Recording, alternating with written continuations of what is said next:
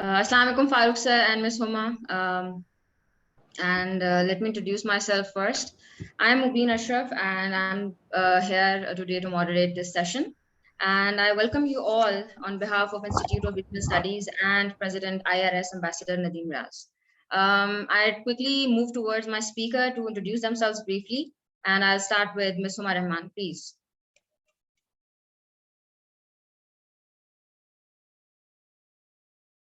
Please unmute yourself.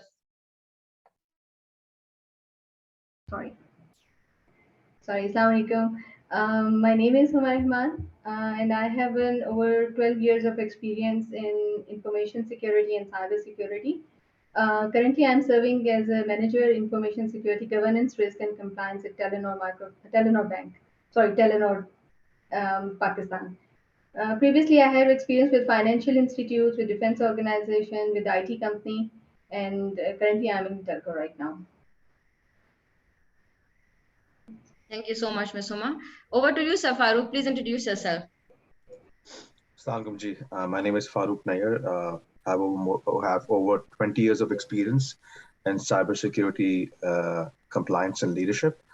I've previously worked for financial services, insurance, public sector, and private sector. Currently, I'm working with the Crown Corporation in Canada as a director of cybersecurity and compliance. Thank you so much, sir. Before we move towards our question answer session, let me introduce the cybersecurity policy that was introduced to us by MOIIT in July 2021. And I'll quickly go through it and then we'll move towards the question answer sessions. So as we know that information and communication technologies have played a key role in revolutionizing the world, making it truly a global village within the last decade. The innovation in information and communication technology is redefining the dimension of socioeconomic development in the world, resulting in commercial, economic, cultural, and social opportunities for users of cyberspace. So keeping that in mind, our federal ministry has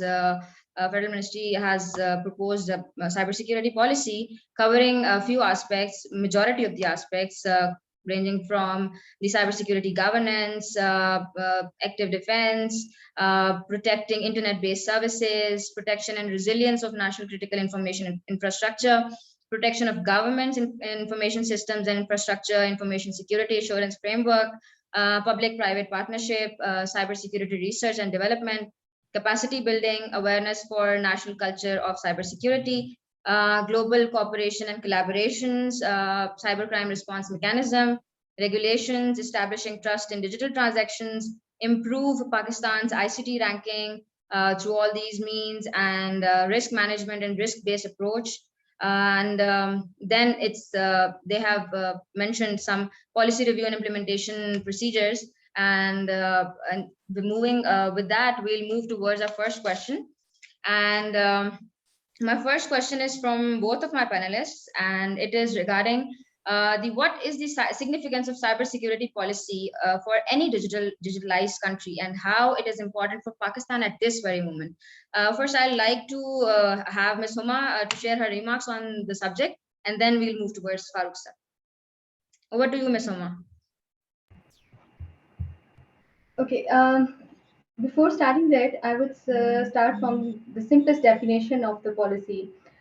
Policy means it is a deliberate or constructed set of guidelines or systems that can help an entity in achieving certain outcomes. So we can say the policy reflects ideas, intentions, procedures, and identifies the desired objectives. So from nation to states to small organization in a country, each and every entity has a policy, and it is composed of complementing small sub policies to run, to govern, to achieve rational objectives. When it comes to state, we can say security policy. State has a security policy, foreign policy, economic policy to protect its national interest at international level. So these policies complement each other and gear a nation and state towards a single objective. So जब हम इसकी बात करते हैं foreign policy की, तो उसका main purpose होता है to protect your boundaries. nationals and sovereignty. Okay, and when it comes to digitalization, जब हम digitalization की बात करते हैं, when all your components of national security have a virtual presence, so one additional security concern for state is emerging in the form of cybersecurity threat. So many countries, many states have started working to secure their cybersecurity environment. And the first step in this regard is to establish, to formulate a national cybersecurity policy. Although Pakistan thoda sa late ho gaya, but it's never too late. We have developed and we have approved finally a cybersecurity policy. This will help us in protecting the three important pillars: processes, people, and data in cyber, cyberspace. This approval of cybersecurity policy was given in 2021, July 2021, by the cabinet, and it is a very positive development as it reflects the understanding of the dynamics of cyberspace in Pakistan. And it's basically aims, although we have so many laws and regulation previously in the last few years as well, but what is missing was the aim, that what Pakistan wants to achieve in its cyberspace. So this policy aim at forming, this policy will aim Pakistan to make new institutional frameworks and governance to secure the cyber ecosystem of Pakistan. So that's why I say that this is it plays a very significant role from now onwards to protect our cyberspace. Thank you so much, Ms. Uma. Sir FAROOQ, if you will please like to elaborate a bit further on why at this moment cybersecurity for Pakistan was important, and what is the significance of a cybersecurity policy for any digitalized country, or even if not a digitalized country? Ji, thank you, Mubeen. I think the first thing that we need to realize is that it's better late than never. I think you can never time as to when you need to have a good cybersecurity policy as to when you need to have a policy. I think the timing is right for us. If we could have had this 10 years ago, yes, it would have been better for us. But I think the thing that we need to understand is that we do now have a policy. This is a good starting point. And when it comes to having a national cybersecurity policy, I would definitely agree with the point with the other speaker made, that it provides like the guideline and the direction for the country. From the national cybersecurity perspective, I think this policy itself, being version 1.0, hits all on the right notes. I mean, the purpose of a cybersecurity policy is to ensure that you're providing the direction and the framework for protecting your cybersecurity ecosystem. When you talk about the cybersecurity ecosystem of any country, you're talking about the public sector, the private sector, the regulatory environment, the critical infrastructure, and how it's going to be protected. And I think from the structure perspective, this policy seems to be addressing all of those areas. It talks about the fact that there should be institutional frameworks. It talks about the fact that we need to have computer emergency response teams. It also includes really good guidelines for public sector and private sector. It also talks about the fact that organizations need to have a chief information security officer. It also talks about the fact that from the CERT perspective, there needs to be cooperation within the country and beyond the country, because whenever you're establishing a computer emergency response team, you need to work with other CERTs globally also. It also talks about the fact that various industries need to have CERTs in place, be it the telecom, the banking sector, and the other key sectors also.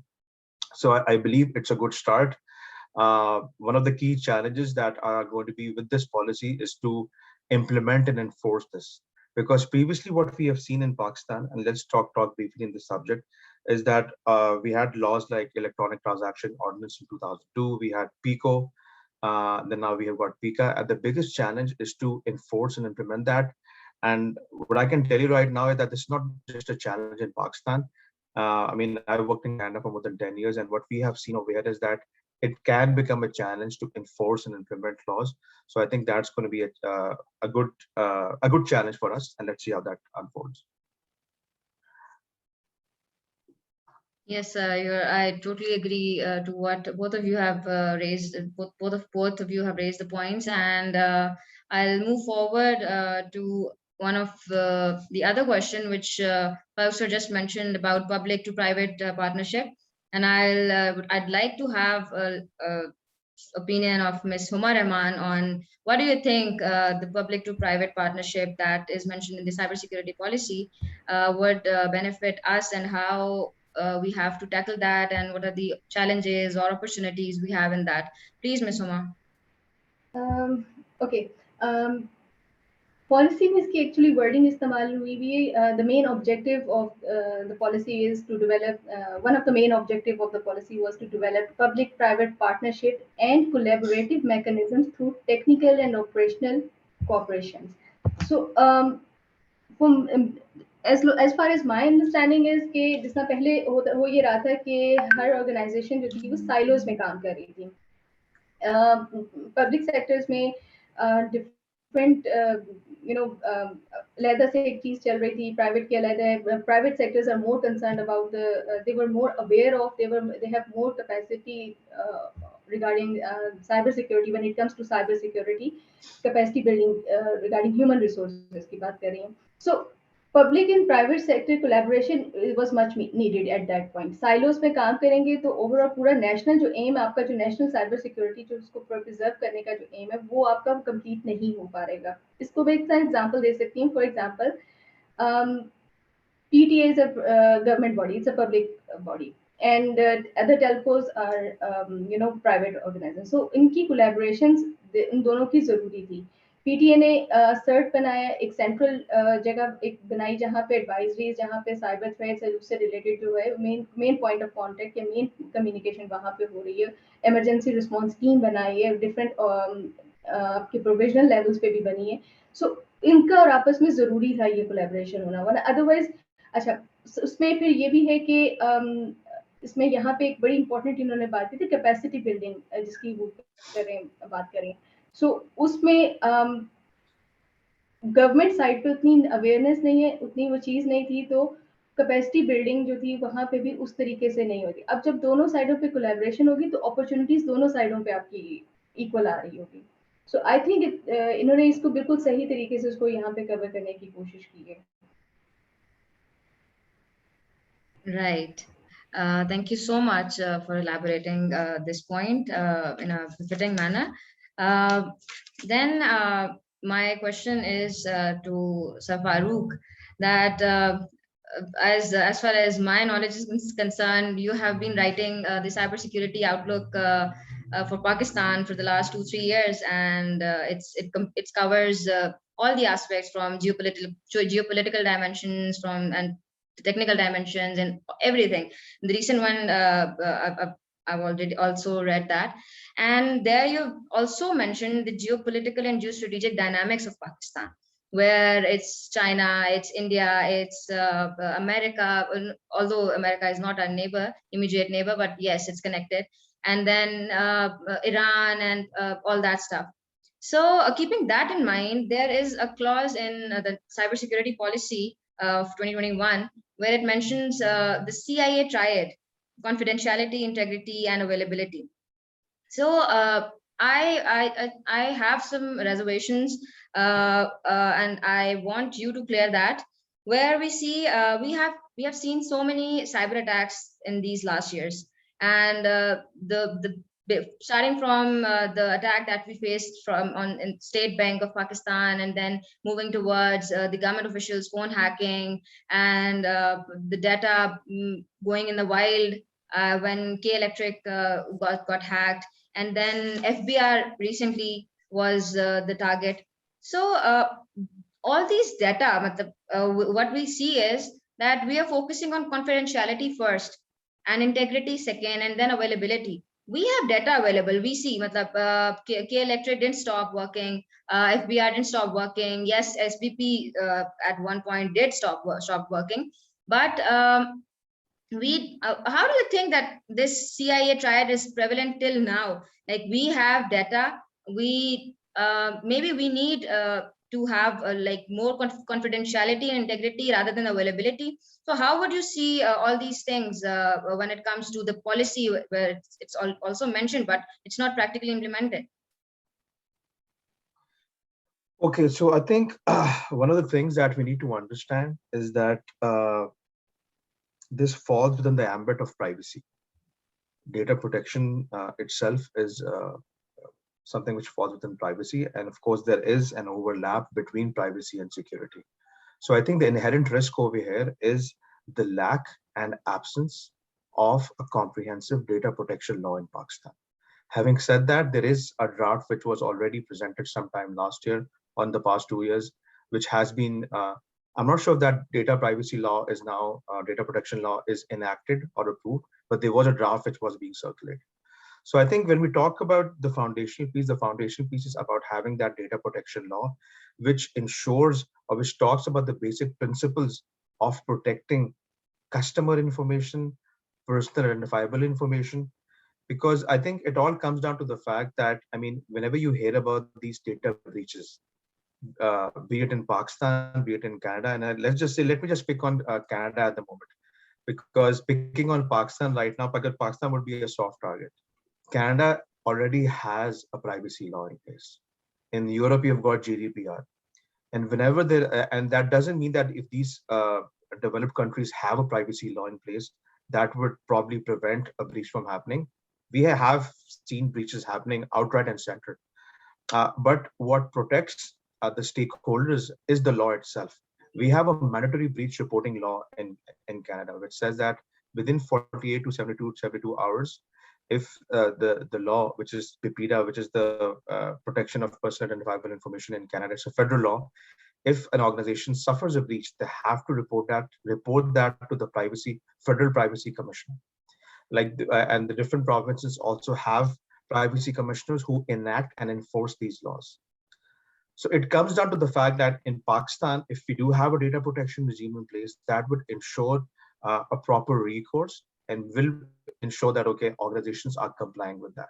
So I think the missing link is that data privacy law. And I think this particular policy, if I'm not mistaken, does draw some kind of a reference to data protection also. So I think there are two things, data protection law, and I've been sounding like a broken record. It's about enforcement also. And it's about the fact that the citizens and the people of Pakistan should have some kind of a law which ensures that their personal identifiable information would not be moving around. So that's the key thing. And I think it comes down to the fact about awareness amongst people also. लोगों को नहीं पता कि उनको अपना ID card number हर बंदे के साथ शेयर नहीं करना. हेल्थ केयर रिकॉर्ड्स तो यहाँ पे पाकिस्तान में ऐसे घूम रहे होते हैं जैसे किसी को पता ही नहीं है कि उसकी इंपॉर्टेंस क्या है. So it comes down to basic awareness also. I absolutely agree to that, because one thing that I also miss in Pakistan is the cybersecurity culture. Like this environment that we live in, we don't value much. Of course, we have the cybersecurity policy now, and we have previous laws too, but that culture is missing. Whenever there is an attack, either by our neighboring countries or anything, we just respond in a way that it's easy to ignore. And I think you should agree, and you will agree to it as well.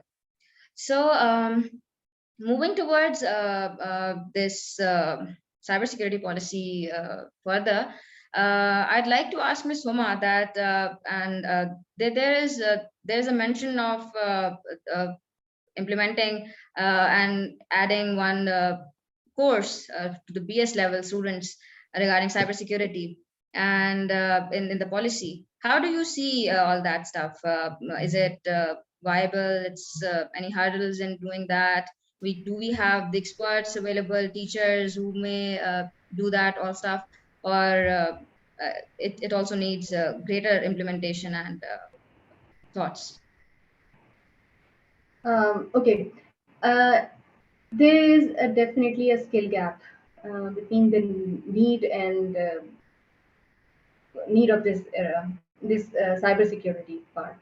Skill gap in the sense demand and supply. Type of, मतलब आपका cyber security infrastructure या आपका जो critical infrastructure या आपका जो systems हैं, they are almost every organisation, almost everything is going on digitalisation की तरफ जा रही है. सो डेफिनेटली उसको प्रोटेक्ट करने के लिए you need more resources, more capable resources. Okay, and just certification, सिर्फ एक certification will not will not do the benefit. Basic level से आपने सिक्योरिटी को इन्फोर्स करना अगर चाहते हैं या आप अवेयरनेस करते हैं, और इसमें बड़ी अच्छी बात की हुई है इन्होंने कि अपने करिकुलम के अंदर इस सिक्योरिटी वाला जो पार्ट है, साइबर सिक्योरिटी, उसको इंट्रोड्यूस किया जाए.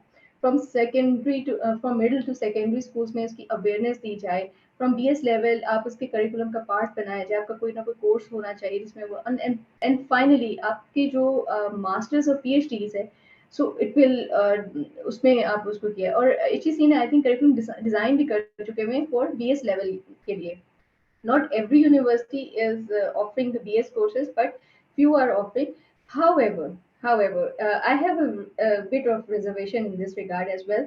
When it comes to the telecom का boom आया था back in 2000, 2004 and so on.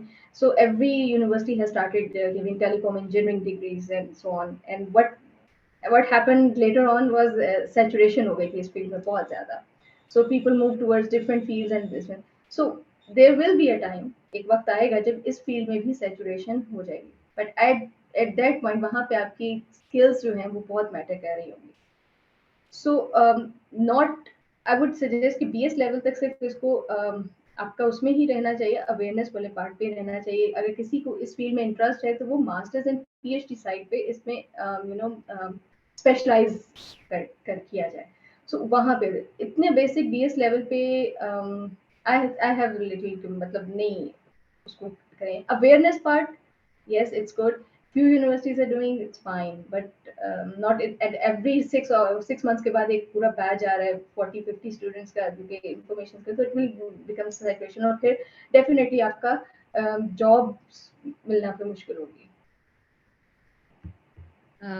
True, I agree, and I somehow feel the same, that you need to like cyber aware the youth and our elders as well. But yes, obviously implementation requires resources, be it financial or any other things. So yes, it's true. And moving forward, I'll like to ask for FAROOQ sir that. And I'll repeat one of my previous examples in this as well, that as we all know that in cybersecurity, experts say that human is the weakest link, right? And when we talk about the weakest links, and we know that we many people are not even aware of the basic level cybersecurity precautions. So when we talk about this, they have again public to private partnership I'm talking about, and we see that as Ms. Oma already said, that government has not been really keen to show interest in all this cybersecurity stuff. So when it comes to public and private partnership, we have in Pakistan specifically, if we talk about, we have our military sector on one side and then private sector on the other side. And keeping in mind the geopolitical dynamics of the region, we cannot trust anyone, and we don't know, although it's also mentioned in it's clearly mentioned in the cybersecurity policy that we need to have cert, and for that cert we need to have collaborations, different collaborations. But when we rely on private companies, although they are doing great, and in every state, it's not just in Pakistan, it's in every state most of the time, that private companies are doing very good in this cybersecurity field. But what if that any cybersecurity firm just I'll quote one incident where Iran's nuclear facility was targeted in 2010. There was one company that was solely built by one of our superpowers and created by our superpowers, and it was designed in a way that they need to have certain sort of agreement with the Iranians, and through that agreement, they actually induced a Dutch mole into the facility. And through that mole, they induced that USB and and we all have seen what has happened. So same is my concern here as well. We don't know who the sponsors are and who can be the sponsors. So how do you see these public to private partnerships would be beneficial or maybe risky sometimes? And do we have that power to tackle all these things? Because the policy that I have seen and I've gone through, it's a very basic level stuff. It just outlines certain things, and it badly needs more elaboration and more clarity. It's if I put PICA laws on one side and the cybersecurity policy on the other side, we see in PICA laws it's a broad language, and when we see cybersecurity policy, it's pretty concise. So how do you think we should deal with all these things when it comes to public-private partnerships and our neighbors and all these issues and stuff? Farooq sir, please. Thank you. I had a smirk on my face because I often quote the Stuxnet example to many people. So a really good example to learn from, especially as it concerns a neighboring country. The geopolitical dynamics of Iran are quite different as compared to Pakistan. Iran has got different objectives. They are treated as a state actor. They are up against the superpowers. So, I mean, it's different. But, I mean, we have got lots to learn from that. So a couple of things. The thing which you pointed out is also prevalent in countries who do have a comprehensive regime around cybersecurity policy and data protection and all those things. Let's talk about the problem that you're talking about and the problem that we have to solve or address, or the risk that we are talking about. The risk that you're talking about pertains to third-party risk or supply chain risk. And this is something which is quite prevalent. And whenever we even talk about cyber terrorism, this is something which is considered a key threat to organizations. And this could vary from contractors to vendors to any third party who can have any kind of access to your organization. And when we talk about the top 5 risks globally, third-party risk or supply chain risk is amongst those top 3 risks to organizations. And you spoke about Iran. I'll give you a recent example. I think we all are familiar with what happened with the whole SolarWinds fiasco. One vendor, one piece of software, and that software became a backdoor to all the critical federal and state agencies in the US and some critical organizations in Canada also. So that's the whole thing. So supply chain risk is something which the supply chain risk has magnified in the current pandemic. I mean, just in the public sector itself in North America, we were hit with multiple breaches which were caused due to single point of failure, reliance on vendors. There was also a breach called the Black Board breach. This is a solution, the company which offers solutions to universities and colleges globally, they got breached. And because of that, more than, I think, 150 universities and colleges globally were impacted. So what needs to be done? I think what needs to be done is, first of all, there needs to be a framework around third-party risk management, making sure that any organization, be it private sector or public sector, needs to have a strong governance and oversight process for, first of all, onboarding a third party. And that third party has got a broader definition. Contractors, service providers, cloud service providers, there needs to be a good due diligence and governance around the onboarding part. Then there also needs to be an ongoing oversight in terms of right to audit, vulnerability assessment, penetration testing, making sure that they've got background checks for the employees and whatnot. And apart from that, you've also got things like zero trust architecture, which organizations can implement to make sure that even if you have a trusted partner working with you, they just have limited access. So I think by making sure we have this in place, we can do that. I also want to respond to another point that you made about the policy. See, the thing is that the policy is supposed to be a high-level document. So it does point out towards managing all of those things, but I think at some point in time, there's going to be a detailed guidelines on implementing various aspects of this policy. So that is, so I think from the expectation point of view, I think our expectation from the government should be that they're going to be coming up with guidelines and procedures for implementing this policy. And I'm quite hopeful that it should have a portion related to third-party risk management. या यहाँ पे मैं एक चीज़ add करूँगी, तो policy definitely states की risk based approach use करनी है. सो when it comes to third party vendor and outsourcing the things, so definitely वहाँ पे risk management is very important at that time. Good point. Thanks. True. Thank you, Ms. Huma and Sir FAROOQ. And I'll again move towards Sir FAROOQ to enlighten us about the CERT that this National Cybersecurity Policy has in store. You know that we in Pakistan, we have PISA CERT at like not just basic level, and through PISA CERT we there are like OIC certs, and we have regional partnerships, and we do drills and all that stuff. When it comes to cert at national level, obviously we need funds, and we need lots of things. So again, moving towards the same point, that human is the weakest link. As far as there was an article published in one of the leading newspapers of Pakistan, that when FBR was targeted, uh, FBR was given lots of funds to improve their infrastructure, to ensure cybersecurity.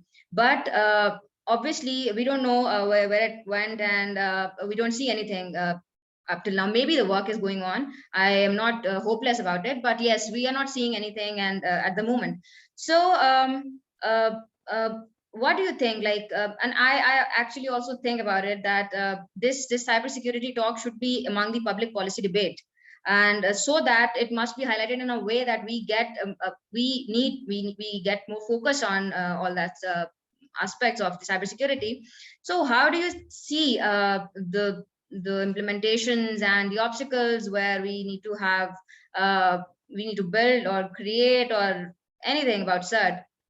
So how do you think, how far we have to go to wait for a proper national level CERT for that, and the forensic labs and all these things, where we are at the moment, and how far we have to wait for all this thing?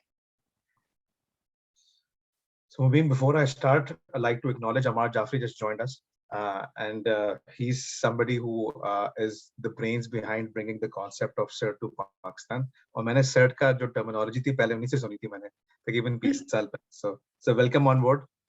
तो अम्मार साहब यहाँ पे मौजूद हैं, तो मैं सिर्फ यही कहना चाहूँगा कि CERT जो है वो एक सोच का नाम है. ठीक है जी, वो जो पूरा CERT का concept है, it starts with a thinking and a mindset. ठीक है, और उसका एक पूरा एक maturity process होता है. You cannot have all the key components of a CERT in place since day one. ऐसा नहीं हो सकता. ठीक है जी, CERT की शुरुआत जो होती है वो होती है by establishing a communication protocol. आप awareness से और communication protocol से शुरू करते हैं, because CERT कोई भी दुनिया के जितने भी CERTs आज तक सेटअप हुए हैं, they start off with the concept of establishing a traffic light protocol and making sure that you are exchanging or you are disseminating some kind of information amongst the stakeholders. So conceptually in a CERT, you've got two key components, the proactive piece and the reactive piece. And proactive reactive piece from the perspective of responding to incidents. So proactive pertains more to establishing frameworks, awareness, so that you can prevent incidents. And reactive is more around forensics, incident response, responding to it, and all that. And of course, इसमें elements cyber threat intelligence का भी आता है सब कुछ का. So I think the good news is that the thought process around the CERT started many years ago when Ammar Saab brought the concept of it when he was working at FIA and NR3. So the concept is there, and the thing is that a country needs to have a national CERT, and then you can have other smaller not-for-profits organizations who can have their own CERTs. एक दफा किसी ने मुझसे पूछा कि where should we start अगर हम CERT करें, तो मैंने कहा start from your own organization. Have a brief setup within your own organization in which you have you don't need to boil the ocean, you don't need to have something big. Start small. आपने के पास एक team होनी चाहिए who can respond to incidents, who can work on awareness and all that. But the thing is that it's an iterative process. It improves. Canada's national cybersecurity policy came up when Canada had a big breach as the National Research Council. For around उस breach की cost जो थी, it's around more than $500 million. और अभी तक हम लोग उसको गेज करें कि उसका नुकसान कितना हुआ था, और उसके बाद national cyber security policy I. So in Pakistan, the good news is that we didn't have to wait for a big fiasco to happen for this policy to come. Okay, we've had Pegasus, we've got Bank Islami, we've got K Electric. Yeah, incidents हुए, but they're not as big.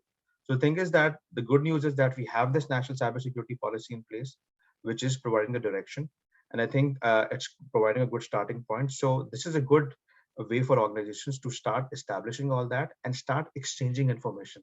Asserts thrives and grows based on how you are exchanging information and how you're forming partnerships. Like Ammar Saab has been able to form partnerships in the region, like OIC CERT, Malaysia, and all these guys, and they are exchanging, they're doing cyber drills. This is a good way of doing that, because an important part of even a CERT is people. You need to have the right people, the right skill set, and the right coordination. People, process, and technology hoti na ji. The most important thing is people. If we have the right skills and we have the right processes for exchanging information, technology will just be an enabler. Very right, sir. And sir, actually, I slightly think that no cyber attack is a lesser one, and obviously, in my opinion, all the cyber attacks are huge ones, because and if we are talking about K Electric or FBR, they are one side, and not to forget the State Bank of Pakistan's incident. And you know that we didn't have anybody to actually resolve the issue. And so obviously we needed CERT at that time as well, and yes, we need that at the moment as well. So I think Ms. Uma wants to say something. Yes. हाँ, Yes. यहाँ पे मैं एक चीज add करूंगी, since this policy is a high level high level document. वहाँ पे वो explicitly शायद ये mention नहीं करेगा कि कौन जो है वो CERT बनाएगा, कौन करेगा नहीं. यहाँ पे बड़ी important चीज है. The policy document points out that the policy does not want Pakistan just to have a secure but resilient cyber system and network. Resilience is important. It's an important component because it enables the system to perform even in case of attack while absorbing the attack. So वो resilience की भी बात कर रहे हैं. So it's up to the provincial level पे फिर आप उसको बनाएंगे, provincial certs होंगे, फिर वो आपका national. अभी recently PTA ने telco के लिए उन्होंने cert establish किया है. So this is a good initiative, and it's a इसको फंक्शनल होने में, इसको ट्रूली इम्प्लीमेंट होने में, इस पॉलिसी को इट विल टेक टाइम. आज ये पॉलिसी बन गई, हम इसको एक्सपेक्ट नहीं करेंगे कि अगले 5 सालों के अंदर हम इसको ट्रूली फंक्शनल देख रहे हैं. नहीं, but it's a guideline, it's a thing जिसको हम लोगों ने उसको फिर देखना है. अच्छा, मैं एक चीज ऐड करना चाहूंगा. Sorry. Yes, sir. I Please. think Huma, you made a really good point about how this whole journey needs to begin. मैं एक और चीज mention करना चाहूंगा कि when you spoke about the fact that there's no small or big incident, a cybersecurity incident as incident. But one of the things that I also learned from the FBR experience and all that is that people started judging organization based on the incident and all that. कि जी बहुत बुरा हुआ, उनके पास funds थे, सब कुछ है. One of the things that I've learned in Canada and in the Western world is that we often say that don't judge an organization based on a breach, judge them based on how they respond to it. I mean, we have had our revenue agency, Canada Revenue Agency, had been breached not just once, not just twice, multiple times, and the extent of the breach was bigger than FBR. One of the things which I really want to commend FBR on, that they were able to restore the key services within 48 hours. Correct me if I'm wrong. So ठीक है, breach हुआ, ठीक है, there was something which went wrong, but they were able to fix it in good time, and they were able to make sure that the customers and the consumers were able to consume those services in due time. So, and I can tell you, so we often say, you even often say that you have either been breached or you don't know about it. So the good news is that if we know about the breach in good time, we can take a good action. And कोई ऐसी organization नहीं है यहाँ पे North America में जो breach नहीं हुई. So किसी ने बात की कि जी FBR के पास एक अच्छा सा CISO नहीं था, वो नहीं था, ये नहीं था. भाई, they came and they were able to restore it. And even organizations who have that level of maturity do get breached also. So we learn from our mistakes and all that. And given the current threat landscape, nobody can guarantee like of foolproof security in an organization. Thank you so much, sir. It's wise of you both to comment on that. And now before moving further, I'd like to welcome two of our worthy people, cyber experts. And one is Mr. Ammar Jaffri. And thank you so much for joining us, sir. It's a huge pleasure for all of us that you joined us in this webinar. Briefly, I'd like you to say some words, but before you say something, I'd like to introduce my other speaker first, and then I'll move towards you, if you allow, please. We have our third speaker with us, that is Mr. Abbas, and he was actually in a meeting and was he has a very busy schedule, but still he agreed to talk on this subject, and I'm very grateful to not only sir, but FAROOQ sir and HUMA, Ms. HUMA as well. Welcome, sir, pleasure to have you here. And before I ask any question from you, I'd first like to ask Sir Ammar Jaffri to comment, and then we'll move further on the question answer session. बहुत शुक्रिया आप सब लोगों का, really thankful to all of you. अच्छा जी, हम दुनिया में बहुत आगे थे हर चीज में, चाहे वो ज़राअत हो चाहे कुछ हो, लेकिन पीछे रह गए. 2002 में ETO आ गया था और उस मौके के गवाह बैठे हैं, ऑन भी बैठा है उसके अंदर. हमने 2002 से लेकर 2005 तक बाकायदा लोग अरेस्ट किए थे अंडर ETO, और बाकायदा साइबर क्राइम विंग कायम हो चुका था FIA. हमारी नेशनल सर्ट बन गई होती 2005 के अंदर, अगर उस वक्त मेरी बात सुनी जाती. ये मैं रिकॉर्ड पे कह रहा हूँ, रिकॉर्ड हो रही है. अगर उस वक्त हमारी बात सुनी जाती, कोई फर्क नहीं पड़ता. हमने टॉप ऑफ दी रूफ जाके शोर डाला कि नेशनल सर्ट बनाओ, नेशनल बनाओ, PC1 सबमिट कर दिया. बहरहाल जिन लोगों की मर्जी नहीं थी वो खुद भुगत रहे हैं, हम क्या कर सकते हैं. अच्छा, अब गुजारिश ये है कि कहते हैं कि if you are not part of the solution, you are part of the problem. I do not want to be part of the problem. ये जितने लोग मेरी बात सुन रहे हैं, आधे लोग मुझे पर्सनली जानते हैं. मैंने हमेशा सॉल्यूशन के लिए काम किया है. प्रॉब्लम बताता जरूर लोगों को, और रोज बता रहा हूँ डिफरेंट वेबिनार्स के अंदर, आज भी बताता हूँ आप लोगों को. आप यकीन जाने कि अगर आज हमने सर्ट्स बनानी ना शुरू की, आज से मुराद है योर टाइम स्टार्ट नाउ, तो बहुत मुश्किल पड़ जाएगी. अभी फारूक ने बड़ी अच्छी बात की कि सर्ट एक सोच का नाम है. सर्ट एक सोच का नाम है. ये जिसको आप NR 3C कहते हैं, इसका नाम था national response centre for cyber crime. और मेरी बात सुन रहे हैं, और उनको पता है कि जब ये मैंने आइडिया कंसीव किया था तो मैंने कहा था कि ये नेशनल रिस्पॉन्स सेंटर होगा. ये कोई साइबर क्राइम विंग नहीं था FIA का जो इस वक्त बन गया है ना. वो तो एक छोटा सा काम था, उसने नेशनल रिस्पॉन्स करना था. जितना फारूक ने बताया, अल्हम्दुलिल्लाह, I have the proud honor of establishing at least 5 certs at the global level. 5 certs. मैं इन्होंने OIC का नाम लिया है, मैं उसका फाउंडिंग मेंबर हूँ. आज भी जाए उसकी साइट पे अम्मार जाफरी फाउंडिंग मेंबर लिखा हुआ है. 2005 के अंदर लिंकावी में हमने बना दी थी. तो अगर ये काम 2005 में कर सकते तो आज क्यों नहीं कर सकते. बस मैं इतना ही कहूँगा, इस वक्त एक सोच की जरूरत है, और वो सोच ये है कि आपकी सीम, सॉक, सोर, जितनी चीजें हैं, ये आपके अंदर के सिक्योरिटी सिस्टम्स हैं. जो सर्ट है वो आपके दरवाजे का चौकीदार है, जो आपके सामने वाले घर से बात करेगा, आपकी लोकेलिटी से बात करेगा, आपके शहर से बात करेगा, दुनिया से बात करेगा. ये एक डिफरेंट चीज है. मैंने ये डाल दिया है चैटिंग के अंदर. ये मेरी वेबसाइट है, SYED सर्ट कोऑर्डिनेशन सेंटर. ये खुद सर्ट नहीं है, ये बड़ी जरूरी बात है. सर्ट हमारी एक ही है, वो है पैसा सर्ट. अल्हम्दुलिल्लाह 15 साल से दुनिया में धूम मचाई हुई है. जिस दिन नेशनल सर्ट बनेगी उस दिन जाकर पूरी पैसा की टीम उनको गिफ्ट कराएगी, क्योंकि ये चलाना आपका काम है. पैसा सर्ट नेशनल सर्ट नहीं है, मैं डे 1 से कह रहा हूँ. हमने सिर्फ एक गैप फिल किया था, अल्हम्दुलिल्लाह कर रहे हैं, और मुल्क के नाम पे किया था. इसमें सब वॉलंटियर्स हैं, और अल्हम्दुलिल्लाह हमने टॉप पोजीशन होल्ड की है उसके अंदर आज तक. लेकिन जिस दिन ये हमारा नेशनल सर्ट बन जाएगी, उसके CO चार्ज ले लेंगे, हम जाके उनको दे देंगे, जनाब ये तोहफा आपके लिए है. 15 साल से हम कह रहे हैं, आप कीजिएगा. आप सबका बहुत शुक्रिया. मैं आपकी बातें सुनना चाहूँगा. Thank you very much. Thank you so much. Thank you so much, Sir Ammar Jaffri. Moving towards Sir Abbas to first introduce himself, so that we may start this question answer session again. Over to you, Sir On. Thank you so much. I'm grateful, first of all, Ms. Mubeen, आपने invite किया. It is an honor to be on a panel जहाँ पे Mr. Ammar Jaffri और FAROOQ NAIYER और FAROOQ HUMA, आप सब और मरियम सब बैठे हुए हैं, और एक prestigious forum के लिए आपने बनाया.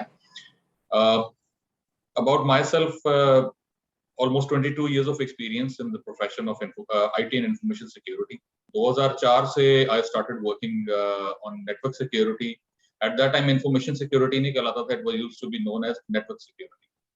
Sir, phir uske baad I worked in Paknet, the largest ISP. Actually, initially सिर्फ पाकिस्तान में 2 ही ISPs थे, एक Comsat था, दूसरा Paknet था. Bandwidth provider, और alhamdulillah, I got a chance to work in the main data center and main backbone of Pakistan internet. Then I joined the defense sector. Alhamdulillah, वहाँ पे भी कुछ hybrid systems के ऊपर structured environments में working करने का मौका मिला for a good 6 or 7 years. Then I joined Mr. Ammar Jaffri and his team, and actually it was an honor being in the team of Mr. Ammar Jaffri that established NR3C. We established digital forensic laboratories. We developed policies and procedures for the organization, and the law enforcement. Actually, बल्कि Ammar Jaffri साहब OIC cert की बात कर रहे थे. So OIC cert में Ammar Jaffri साहब is the pioneer of OIC cert, and I happened to be with him at a number of meetings over there, and they all admire the OIC countries, the technology people in OIC countries. And I'm specifically not mentioning about the Europeans and Americans, but OIC countries, they actually admire Mr. Ammar Jaffri for his contribution, for his knowledge, for his vision, and for his support. And that actually I have seen with my own eyes. Second is that till I think 2013, there was very less understanding amongst the people across the globe on introducing cyber investigation infrastructure into the law enforcement. So Ammar Jaffri Saab and myself, we were there to advise them, and very correctly they have they actually picked the advice, they adopted it, and then they established the systems with their environment, and their certs are, yes, they are very effective now. After FIA and NR3C, I joined, actually I left the government service, and I'm, for the past 4 years, I'm working as a Chief Information Security Officer. First I was in Telenor Bank, and recently I have joined Bank Al Habib. The role, Information Security Officer's role is very critical, because you have to go in multiple dimensions. To enable an Information Security Officer, yes, you have to have policies. And then you have to develop some procedures. Before having the policies and while developing the procedures, you have to get all the people, all the relevant people on board, and getting the policies through is actually a big job. And at national level, yes, I think it is something good on part of Ministry of IT that they passed, they actually presented a policy on cybersecurity.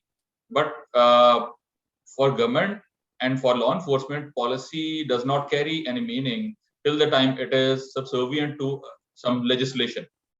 So this is my point of concern, that to make the policy an effective way of working, we have to put it under some legislation. Actually, legislation is the thing that government and organizations recognize. So for that, for legislation, you have to go to the parliament to get it passed. Cybersecurity bill, actually, Mr. Ammar Jaffri had worked on it, and he works with some parliamentarians as well. It was presented before the parliament, and I think you can still find it in the repository of the Senate as well as a private member bill of, I think, 2014. That bill still lies there. Nevertheless, this policy, though they in the scope they mentioned that this policy is applicable on government and public and private sectors both, but the content addresses only the government environment. To enable the organization, actually to mandate the organization or to make it mandatory for the organizations to have their own policy, policy and security infrastructure, I think the government needs to put it somewhere through the parliament. Once approved by the parliament, then organizations will be working on it. And second is we worked on prevention of electronic crime act. Alhamdulillah, I have the honor that I became I am the co-author, and I supported the Ministry of IT in developing the law and completing its work all working on it till the time, all through the time when it was passed by the parliament. I mean, the Senate, National Assembly and the Senate. But there was a gap. The understanding of the law is still lacking in our public, in our organizations. And for the past 4 years, I've been telling people ask me about how to prevent crimes against the banks and or the public infrastructure. So I tell them that there is a provision in law that you have to get your organization notified as a critical information infrastructure, which still is not understood by the public or by the organizations. And if it is done, then this will create a great deterrence against the cybercrime that happen against the organizations that host public data. So thank you so much, Ms. Mubeen. You may please continue further. Thank you so much for a very elaborative introduction, sir. You are, along with Ammar, Jaffri sir, and FAROOQ sir, and my other speaker, Ms. HUMA, you all are assets of Pakistan, and I really acknowledge you. I've looked up when I was doing my research on cyber warfare.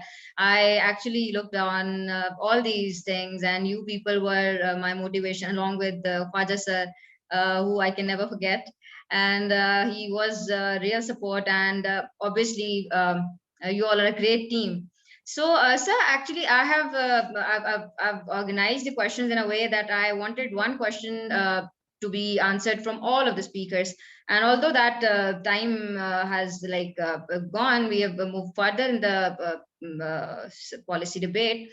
But I'd again like to have your opinion on the importance of this cybersecurity policy at this very moment. Already you have elaborated much about the laws and the bills and all that stuff, but still, if you'd like to share your opinion about at this very moment this cybersecurity policy and its significance for Pakistan. On Abbas sir, it's on you. And yes, sir, Ammar Jaffri sir, you wanted to say something? Yeah, if on what says, then please go ahead. No, please, sir, you go ahead. Thank you. Actually, my response would be, at least as a beginning.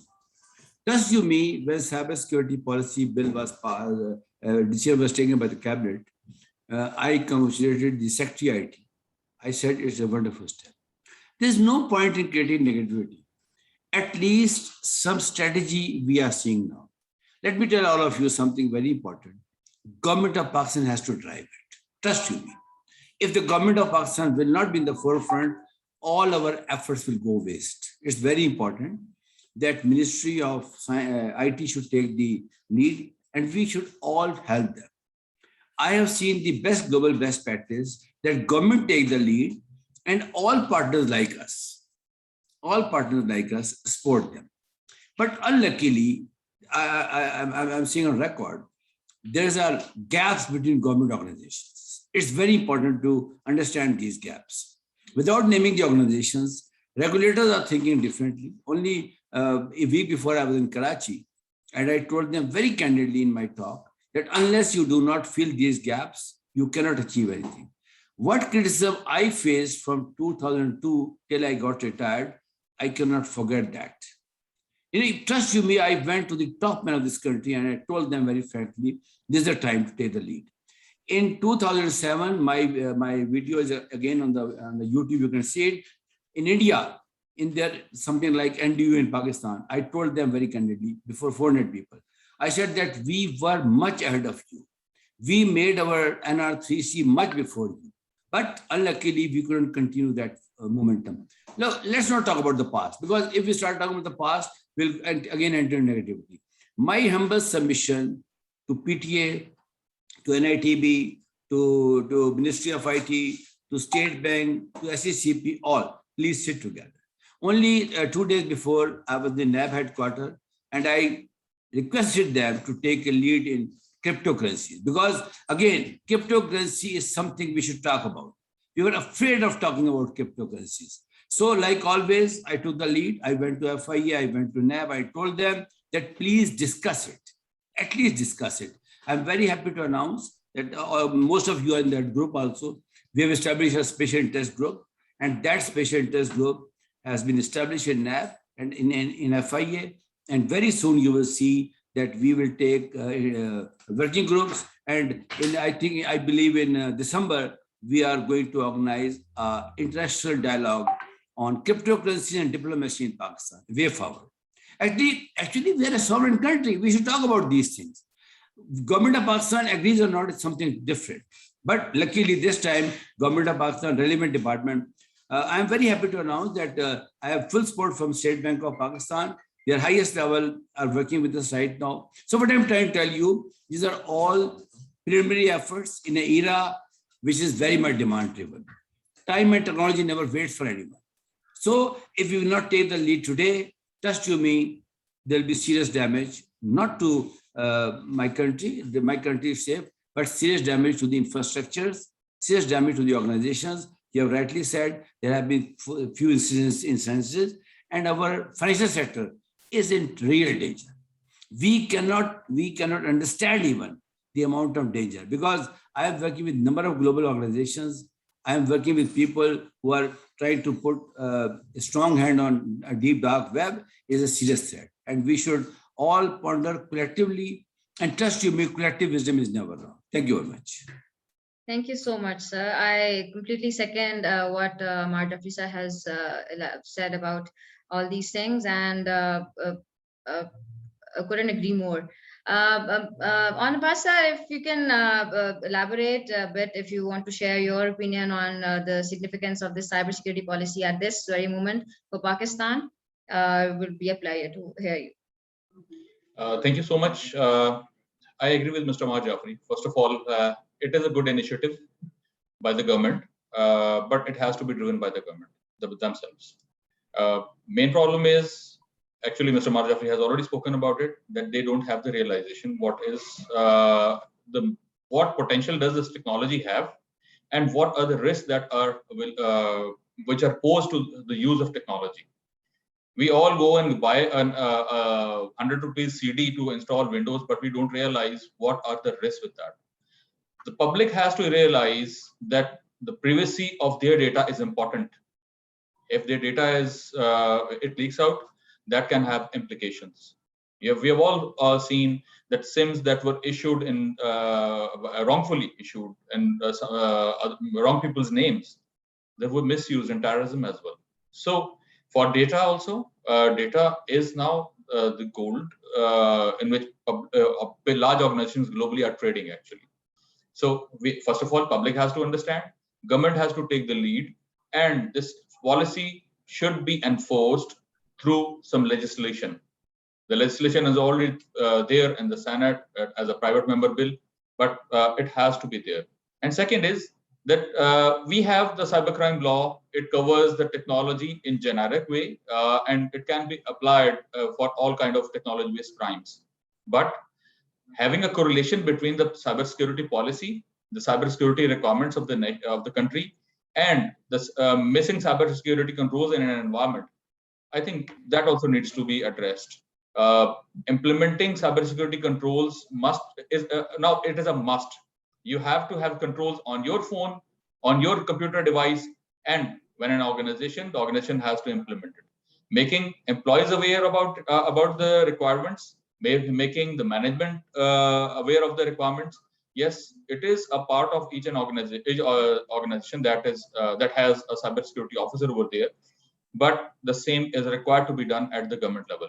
When at NR3C, we have been moving around. We have been visiting different government departments. We have been actually approaching them, informing them about the issues and the problems and the vulnerabilities and the risks they were faced with. But the realization at the higher levels, yes, it is yet to be created.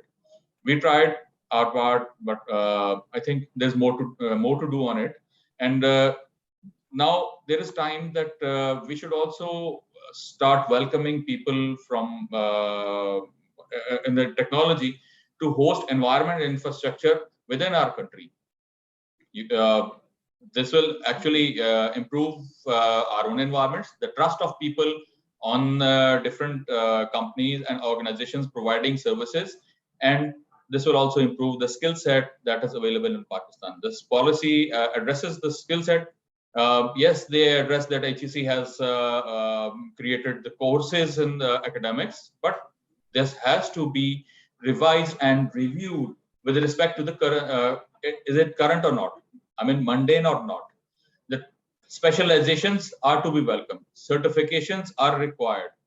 Trainings are a mandatory thing. For technology people, for security or risk management people, yes, the trainings are a mandatory thing. And when we get an experience, yes, we shall be having our own good teams. And now we have Pakistan's software export has crossed 1 trillion rupees. A big achievement for Pakistan. But in this, freelancing is one part of it. So freelancing in cybersecurity, yes, it is also there. And there is one more thing, that HR departments in various organizations that need to know that while hiring or engaging a cybersecurity expert, they give certain requirements in the job description which actually conflict with the situations on ground. So policy should address that area as well. Skill set, when you address skill set, it does not only mean the skill set that I have, but developing the skill set, yes, important, and acquiring the right skill set for the right job, it is more important than everything. So thank you so much. These are my humble views, and I welcome more questions. Thank you. Thank you so much, sir. Before you joined us, FAROOQ sir and Ms. HUMA, and we all had this discussion on the confidentiality of the data and the availability of this, because we have seen so many attacks in the past few years, and the data was just left in the wild, and we although the services were available within hours, but that integrity and the privacy of the people and their data was not, obviously it was compromised. So you are absolutely right about that.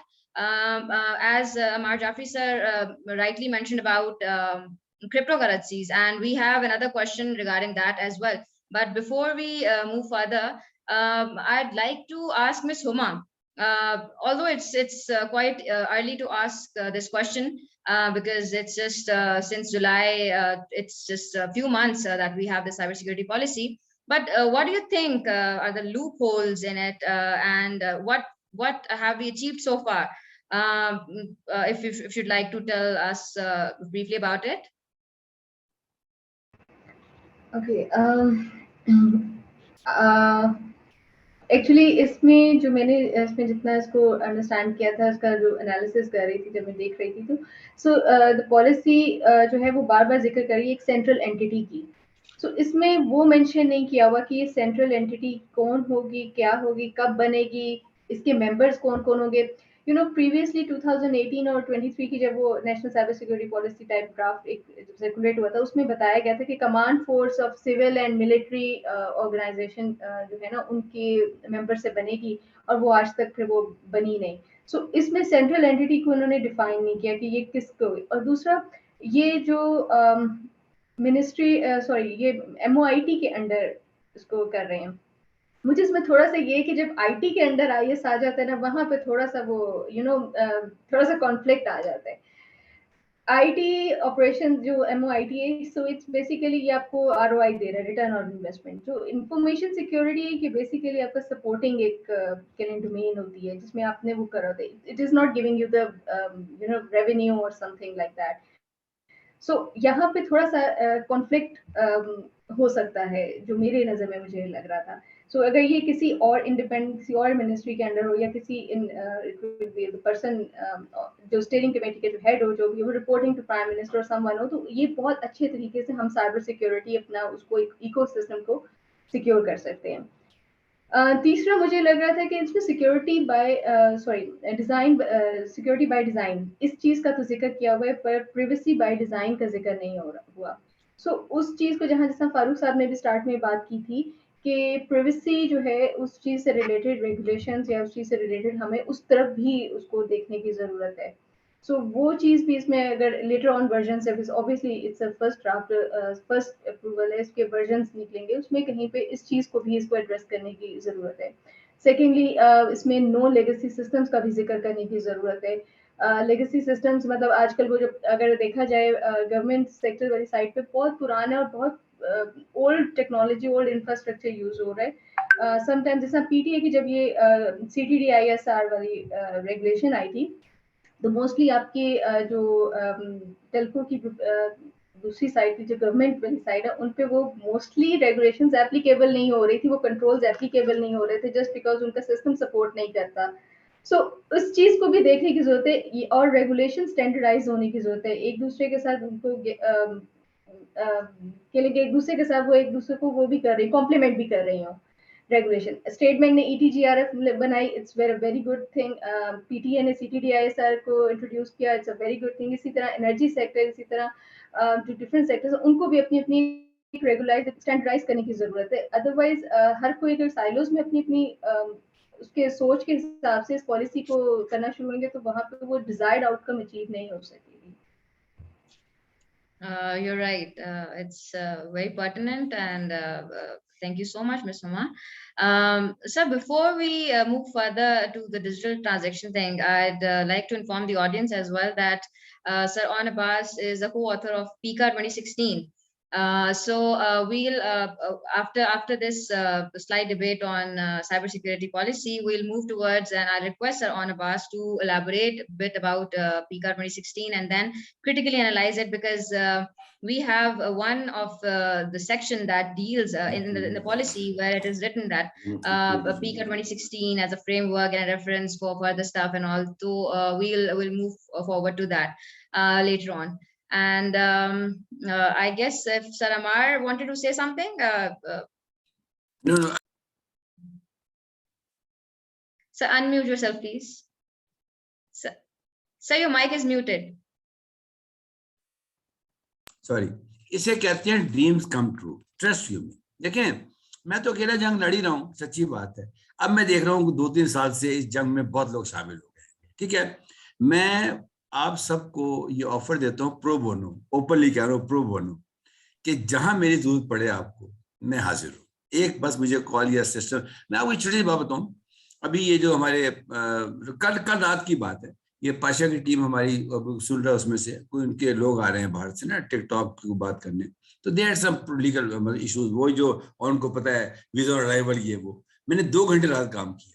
मैं हैरान ये था कि इदारों को पता ही नहीं था कि ये क्या गैप्स क्या है इसके अंदर। तो मैंने सुबह के कॉन्सेप्ट नोट लिखा, मैं सुबह भेजा किसी को, मैं कहा भाई ये गैप्स हैं, ये लोग जब आते हैं अराइवल पे तो मसले होते हैं। तो मैं एक प्रॉब्लम सॉल्वर बनने की कोशिश कर रहा हूँ। I don't want to create any problem for anybody. अगर मेरे से गलती होगी मैं पब्लिकली अपोलोजाइज करूंगा, भाई सॉरी ये गलती हो गई, आइंदा नहीं करूंगा। लेकिन दूसरों की गलतियों को क्रिटिसाइज नहीं करूंगा, उनके साथ मिलकर खामोशी से हल करने की कोशिश करूंगा। मुझे मजा आ रहा है कि अब ये सारी वो बातें हो रही हैं, और जो मैं सोचता था कैसे होना चाहिए, सबको मिलकर काम करना चाहिए। तो आप समझिए एक स्पोर्ट है आपके पास, जिसके पास तजर्बा है, और मेरे पास तजर्बा 50 साल का है, मजाक के अलावा। Thank you very much. Thank you, sir. Always a pleasure to have Ammar Jaffri sir's opinion and remarks on anything. Yes, I agree. I haven't commented on the earlier statements that he made, because I wanted to put it in the end and make a grand closing. But yes, you're right. We obviously, sir, you mentioned about many things like public-private partnerships and the government entities not being relevant enough and all that. And that is actually mentioned in the policy too. And before moving further, just today I happened to see that cybersecurity bill that is yet to be approved. I guess it was shared to me by Khwaja Muhammad Ali sir while I was doing research, and that is a way too comprehensive plan. It has all the things from top level bodies to the lower level bodies. I just want to add for the benefit of the people. Yes. That bill was not prepared by me alone. Okay. There were 40 people, and they worked for 2 years, and entire Pakistan witnessed to it. Khwaja Madri was part of it, right? You name anybody. Zahid Jamil was there. So many talented people were there. They worked pro bono. They used to come from Karachi to Islamabad on their own expenses, right? But unluckily, when that bill went to the Senate and Senator Mujahid presented it, and that was referred to Ministry of IT for comments, what IT minister at that time said to me is the history. I told her that I said, please let me do it. Otherwise, you won't be able to do it in the next 10 years. I think more than 10 years have passed now. So I said मैं को बदवा नहीं दे रहा आप लोगों को, अल्लाह ताला वो कामयाब करे, लेकिन जिस तरीके से आप चलना चाह रहे हैं ऐसे काम नहीं होगा। तो मैं वो एक हिस्ट्री है, मुल्क की, और उसको हिस्ट्री बतानी चाहिए। अगर ये हिस्ट्री मैं नहीं बताऊंगा जो कौन बताएगा? वो बिल आज भी सेनेट की वेबसाइट पर एज ए पेंडिंग बिल पड़ा है। ये मेरा दावा है कि कोई उस बिल को उठा ले, उसकी सिर्फ डेट चेंज कर दे बस, क्योंकि वो 2014 का बिल है, उसको 2021 कर दे, 22 कर दे, और जो 2-4 अमेंडमेंट करनी है, उसको इदारों के नाम है, उसमें किसी बंदे का नाम नहीं है, उसमें इदारों के नाम है, उसमें गवर्नमेंट भी है, सब लोग हैं। बहुत शुक्रिया आपका, thank you. Thank you sir. Sir, you're right, and you rightly pointed out कि उसमें इदारों के नाम हैं, and when I was looking through it, I really found it. I found it really good that from the top-notch officials to the lower levels, and you people just not mentioned the technical experts there. You made a space for the non-technical academia side thing, like personnel to be involved in all that stuff. And one of the clause in that bill was about the national cybersecurity policy, if I'm not wrong. So that we just achieved, and I was wondering that it was achieved before that bill was approved actually, but it's okay, and then better late than never, and soon I hope that it gets passed, and we see all these efforts not going into the vain.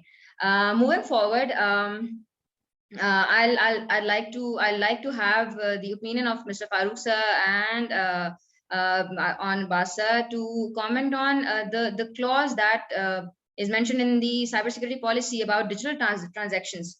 I'll elaborate a bit on it, and I want you to comment on that afterwards. That we talk about digital transactions. And Ammar sir rightly pointed out that we don't talk about cryptocurrencies, and we have obviously we have not legalized cryptocurrencies, but yes, when we talk about Bitcoin and all that stuff, we somehow say there's a debate going on whether to legalize it or not, and some have legalized, some have not. There are many states who are following the same pattern. So I'm not just pessimistic about just Pakistan, it's all around the world, because we have the cyber terrorism issue. Not just I meant that all of us, whether it is America, it's Canada, Russia, anyone, the cyber terrorists are like really smarter these days, and have been smarter throughout. And they use a safer way of transaction to evade, like for anonymity purposes and all that stuff. So carrying that thing, and another aspect as well, that we have many services that are actually not they are digitally dependent. We have e-commerce, and we have banking industries, banking assets. They are now working on different apps, and they're all cyber connected, precisely. And what do you think this policy, the cybersecurity policy that deals with the digital transactions, must have kept in the mind, that how to deal with that private privacy? And because we have our financial assets there, we have credit card details, we have our ID card numbers, and I won't be shy in saying this. After the K Electric attack and all these attacks, when it comes to Pakistan and its data, one of the experts has shared that with like $10, $20, they are nothing to like give to anyone, and they were sold in these prices. They are sold in these prices. So obviously, when it comes to we have seen an attack on Kareem, we have seen an attack on many digital services, whether it is banking, it is cab driving, it is commerce, it is anything. So I want your opinion on how this cybersecurity policy would help, or the government should have, or must have, or might have thought about this aspect of privacy and this criticalness of all these things, and how you think they'll actually tackle this in the future, because we have already seen much. Not obviously as compared to America and Russia and China, we haven't been that cyber victim, because we are not digitalized much. But when it comes to the digital Pakistan, we have seen since many years we are in that process. So the more we are digitalized, the more cyber threats we have to face, and the more cyber threats we have to tackle as well. So how do you think this digital transaction thing, crypto factor, and these e-commerce sites, banking sites, and everything would be secure? And what procedures should government have or might have in store for all these things? I would like Sir Abbas to comment on it first, and then we'll move forward to Sir FAROOQ.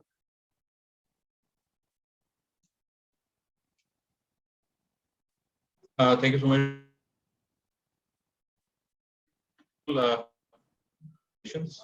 Policy is just a organization or the to be by the private sector organization as well as organizations to implement controls. You have traceback mechanism. Technology has to be implemented, but when we talk to relevant people, they are actually are keen in implement technology, but they don't want to make the customer journey difficult. If I want to introduce a password or a one-time password on each transaction, the business people will come and they say that this is too much of the controls and people are getting disturbed. So first of all, public has to understand the digital transaction and digital environment, there are risks, and they have to be aware of the risks. They have to be made aware of the risks so that the implementing controls be understood in a positive direction.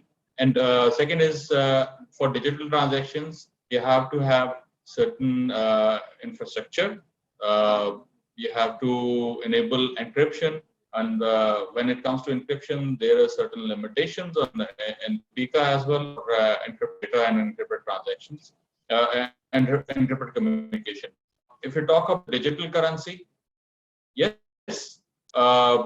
we can move for that, but there is still more times. We need to get mature for that. We have to have appropriate infrastructure with relevant security controls, relevant privacy-related controls, and then we should. Otherwise, we can end up exposing our own public data. That it is just like that happened a couple of months back in a public sector organization, or in the past year with a number of organizations. So digital transactions, yes, it is a facility. It is a way of working, but it requires role on part of the customer, understanding on part of the service providers, and understanding on part of the people who enable them. I mean, the technology people who enable them, enable the business, enable the public, facilitate the public. So control implementation, security, acquiring the hardware and acquiring a particular software is not all. There should be proper policies and procedures. Monitoring should be there. State bank, yes, they are there. They have given us given the banks their regulations on security and privacy and technology related transactions. But again, other organizations, the government. Now I think we should have kind of deliberations and debates on digital currency related infrastructure, digital currency related security controls that should be mandatory implemented before we allow someone to perform the transactions. There should be some audits performed, and they should qualify certain tests before they are allowed to enable. They are allowed to provide services to the public, because money is हम इसीलिए कहते हैं अमानत है हमारे पास. अमानत बहुत जरूरी. Yes, thank you so much for enlightening us on this point, sir. And I second your thoughts about it. Over to you, Sir FAROOQ. What do you, how do you comment on this very aspect? I think On has answered this question beautifully, so I'll just add and endorse what he just said. A couple of things. I was just reading to the establishing digital trust section within the policy. Talks about encouraging a public key infrastructure at a scalable level, talks about multiple certification service providers.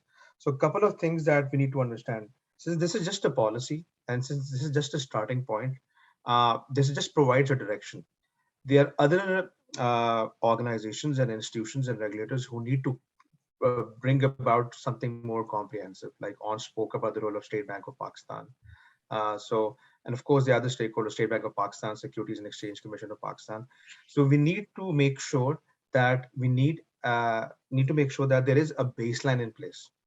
And as I mentioned towards the beginning of today's discussion, anything when it comes down to a framework or a policy goes through an iterative process or an evolutionary process. So we need to understand that Pakistan as a country needs to come up with a baseline, which is something which can be easily implementable, and then we can just start building upon that. That's something which is really important. And of course, I mean, there are other standards which can kick into. I mean, in this part of the world, we've got the SOC 2 standards, we've got PCI DSS, which is around payment card industry digital security standards.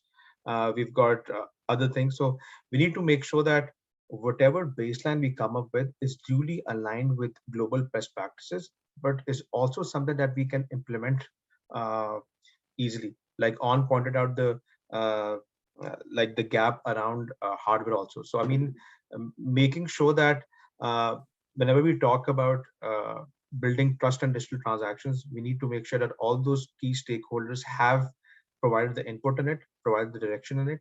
And then we can also talk about, we can also identify organizations who would be the ones which can be categorized as exemplary organizations who are actually implemented those best practices, and they can also play a role in helping other organizations. Pakistan mein bahut sare stakeholders hain. One link is there, which is the payment switch. Unke paas one tip service hai jo cyber threat intelligence pe kaam kar. So I mean, they are also learning. They can have also a role to play. So isme bada critical role hoga for public and private partnerships ka, regulators ka, and they come up with a whole roadmap in which you can talk about how this whole baseline is going to be evolving. And as I said, we don't have to boil the ocean. We have to start small. Another thing that I want to highlight over here, which also spoke about, is the fact that State Bank, I think about 2 years ago, I'm not sure about the timeline, granted licenses to EMIs and all these third parties. When we talk about the top 5 risks in cybersecurity, supply chain risk और उसके अंदर third party APIs का बड़ा important risk.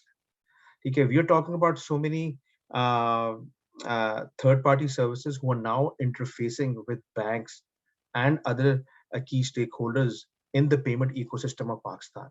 We need to make sure that we are able to manage these third party APIs, these third party risks in a best possible way. अक्सर लोग मुझसे पूछते हैं कि what is my stance about zero trust architecture, and I often tell people is that zero trust architecture is also name of a thinking and एक सोच का नाम है. So if organizations can also approach this whole subject through the zero trust architecture framework and approach, we'll be able to tackle this down. But the approach needs to be iterative and practical. Thank you so much, sir.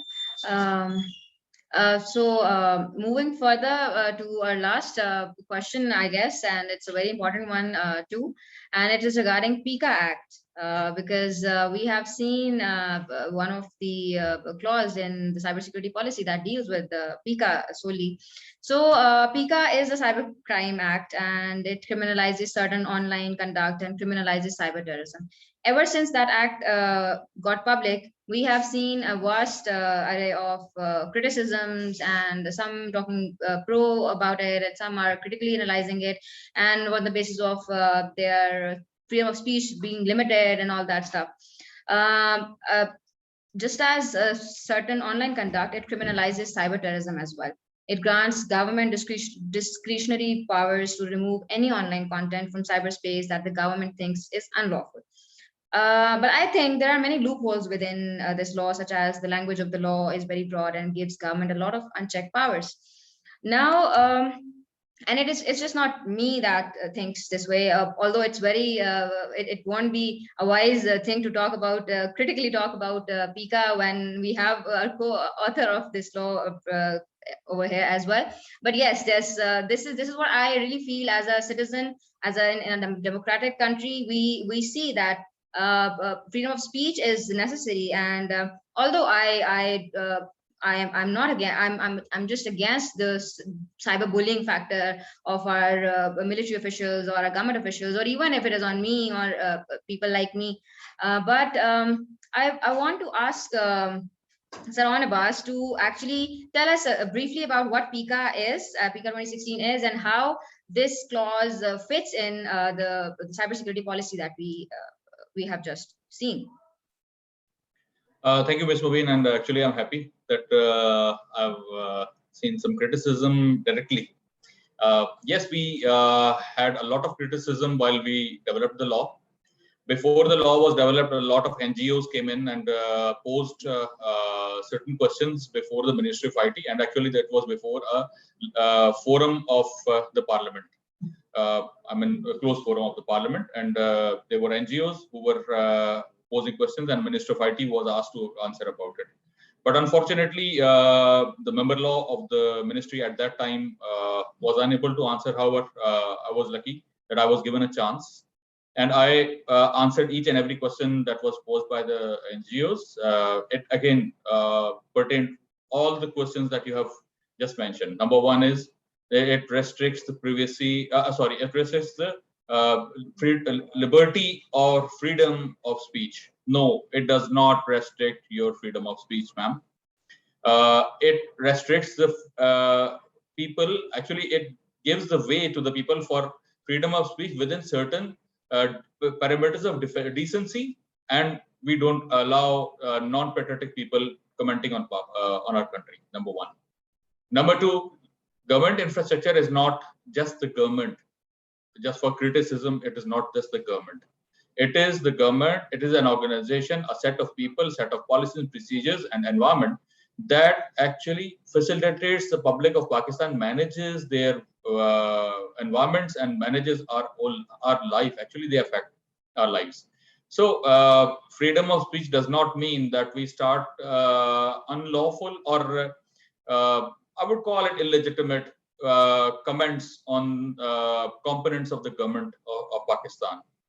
We are nothing but Pakistanis. We have to have control on the people who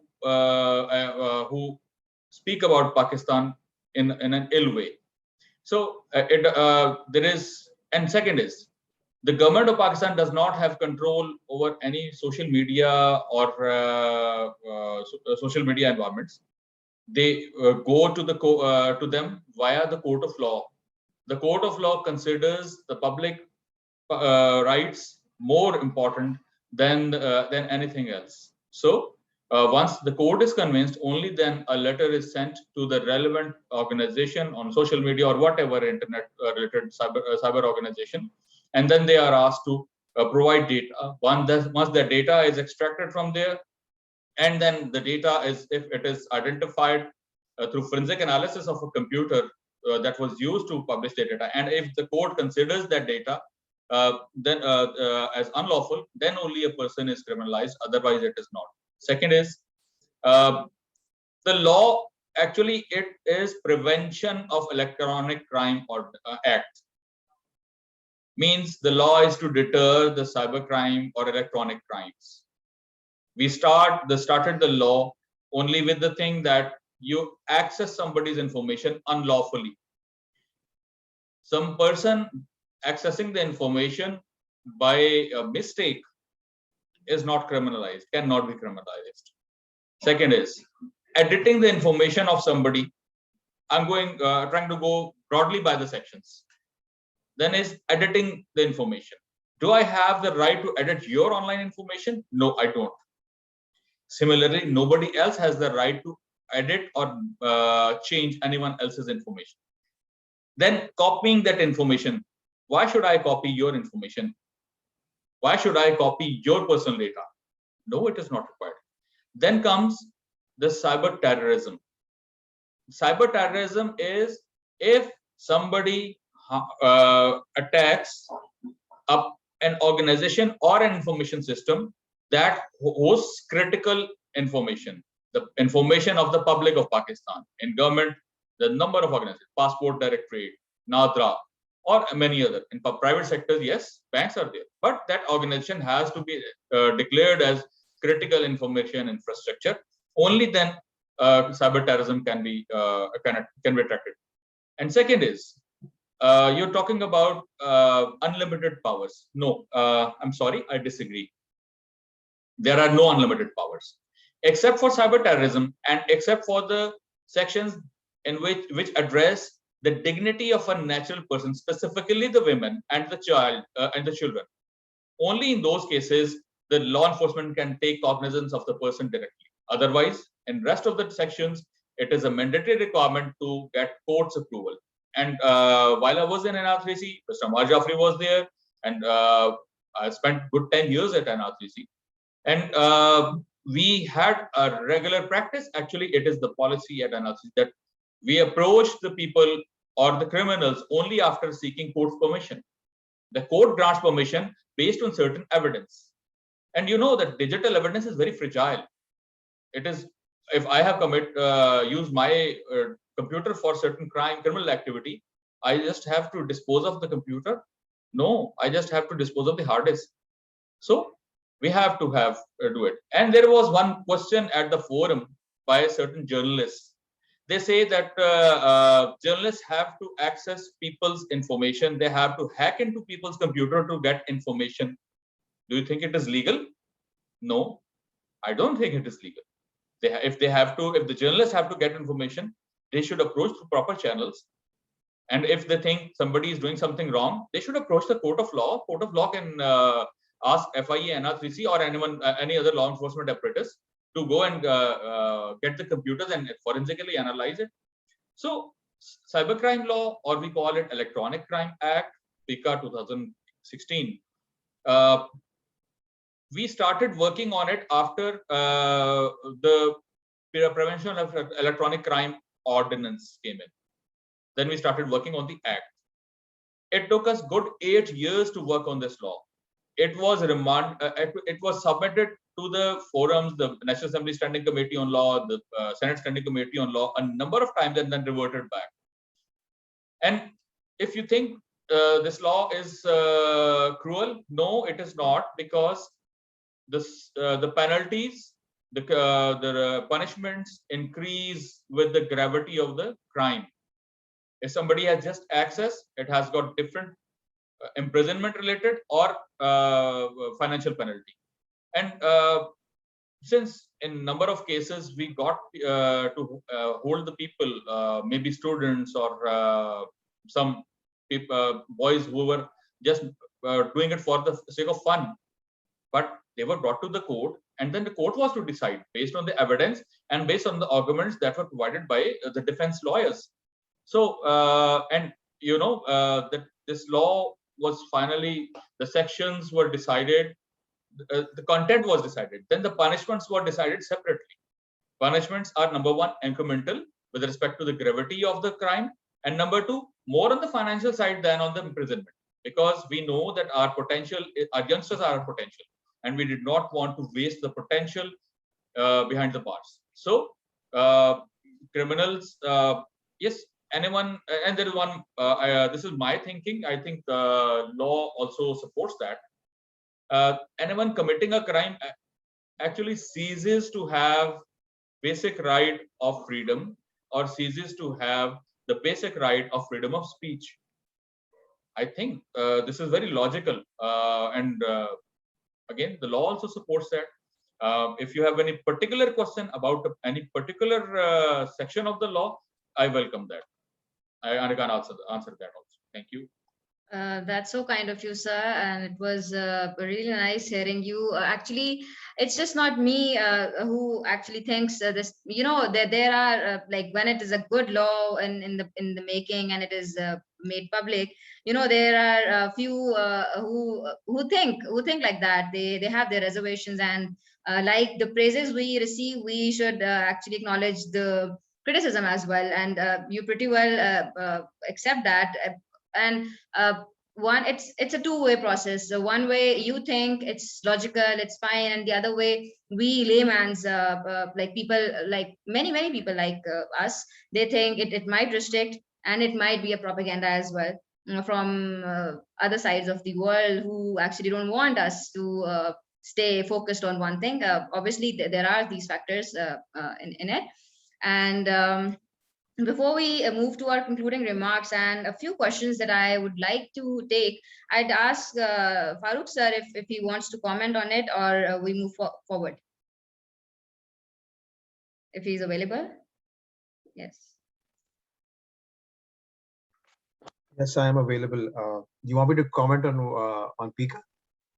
So yeah, you have all the rights to do that, but my focus was that adding that PICA, like mentioning PICA 2016 in the cybersecurity policy specifically as a reference, if you'll say, because knowing all that thing, that my concerns and other people's concern, and what answers has already said, what do you think about it? I mean, I'm sure there's going to be a second or a third version of the cybersecurity policy based on the feedback. Yes, I do agree that we should be drawing references to PICA if we should. But I just want to comment on something which On just spoke about. And given the fact that he has been a co-author of this, he was talking passionately about this. I've never met On, but I can say that he's a humble guy. कुछ चीजें मैं आपको बताता हूँ जो उन्होंने शायद mention नहीं की, मैं बता देता हूँ. I think he was quite shy to mention that. देखिए, जब किसी मुल्क में कोई कानून बनता है ना, वो उस मुल्क के क्राइम लैंडस्केप के ऊपर बनता है. ठीक है, पाकिस्तान में ऐसे साइबर क्राइम्स हो चुके हैं, ठीक है, और पाकिस्तान की लॉ एनफोर्समेंट एजेंसीज को और जुडिशियल सिस्टम को ऐसे चैलेंजेस हुए हैं जिसकी वजह से ऐसे लॉ की जरूरत थी. ठीक है, and as I said, I mean, given the fact that we don't have a data protection law in Pakistan, given the fact that we don't have a law in Pakistan around harassment, ठीक है, women harassment के ऊपर भी 8 से 10 साल पहले एक law आया, ठीक है जी. And cyber harassment and cyber harassment or cyber stalking is a global phenomenon. And I can proudly tell you, in fact, आप लोग जरा Google भी कर लीजिएगा, कनाडा के अंदर जो साइबर हैरेसमेंट और साइबर बुलिंग के ऊपर जो पहला वाइट पेपर लिखा गया था, वो एक पाकिस्तानी ओरिजिन कैनेडियन सेनेटर ने लिखा था, जिनका नाम सेनेटर सलमा अताउल्लाह जान है, जो खैबर पख्तूनख्वा से. वो पढ़िएगा, उन्होंने बहुत अच्छा, बहुत डिटेल्ड एक वाइट पेपर लिखा था.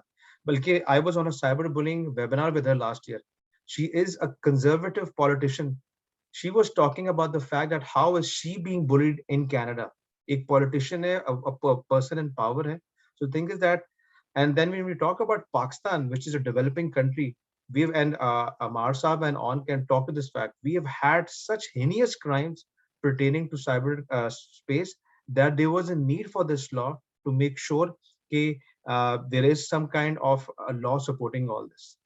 ठीक है, Daniel Pearl का केस हो जाए, और चीजें हो जाएं, ठीक है. We all know what happened in Kasur, ठीक है. That was linked to a whole racket, all of these things. People don't talk about these things. So they say that when in Rome, do as the Romans do.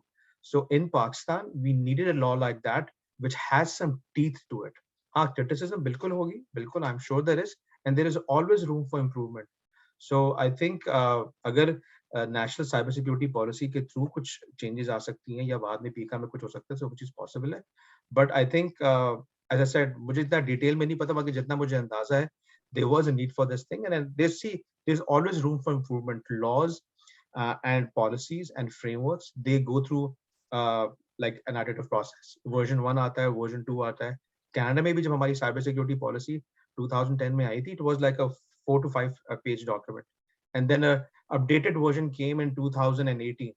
8 years after that, an updated version came. So ये process होता है जो evolve करता है, and we all have to learn from that.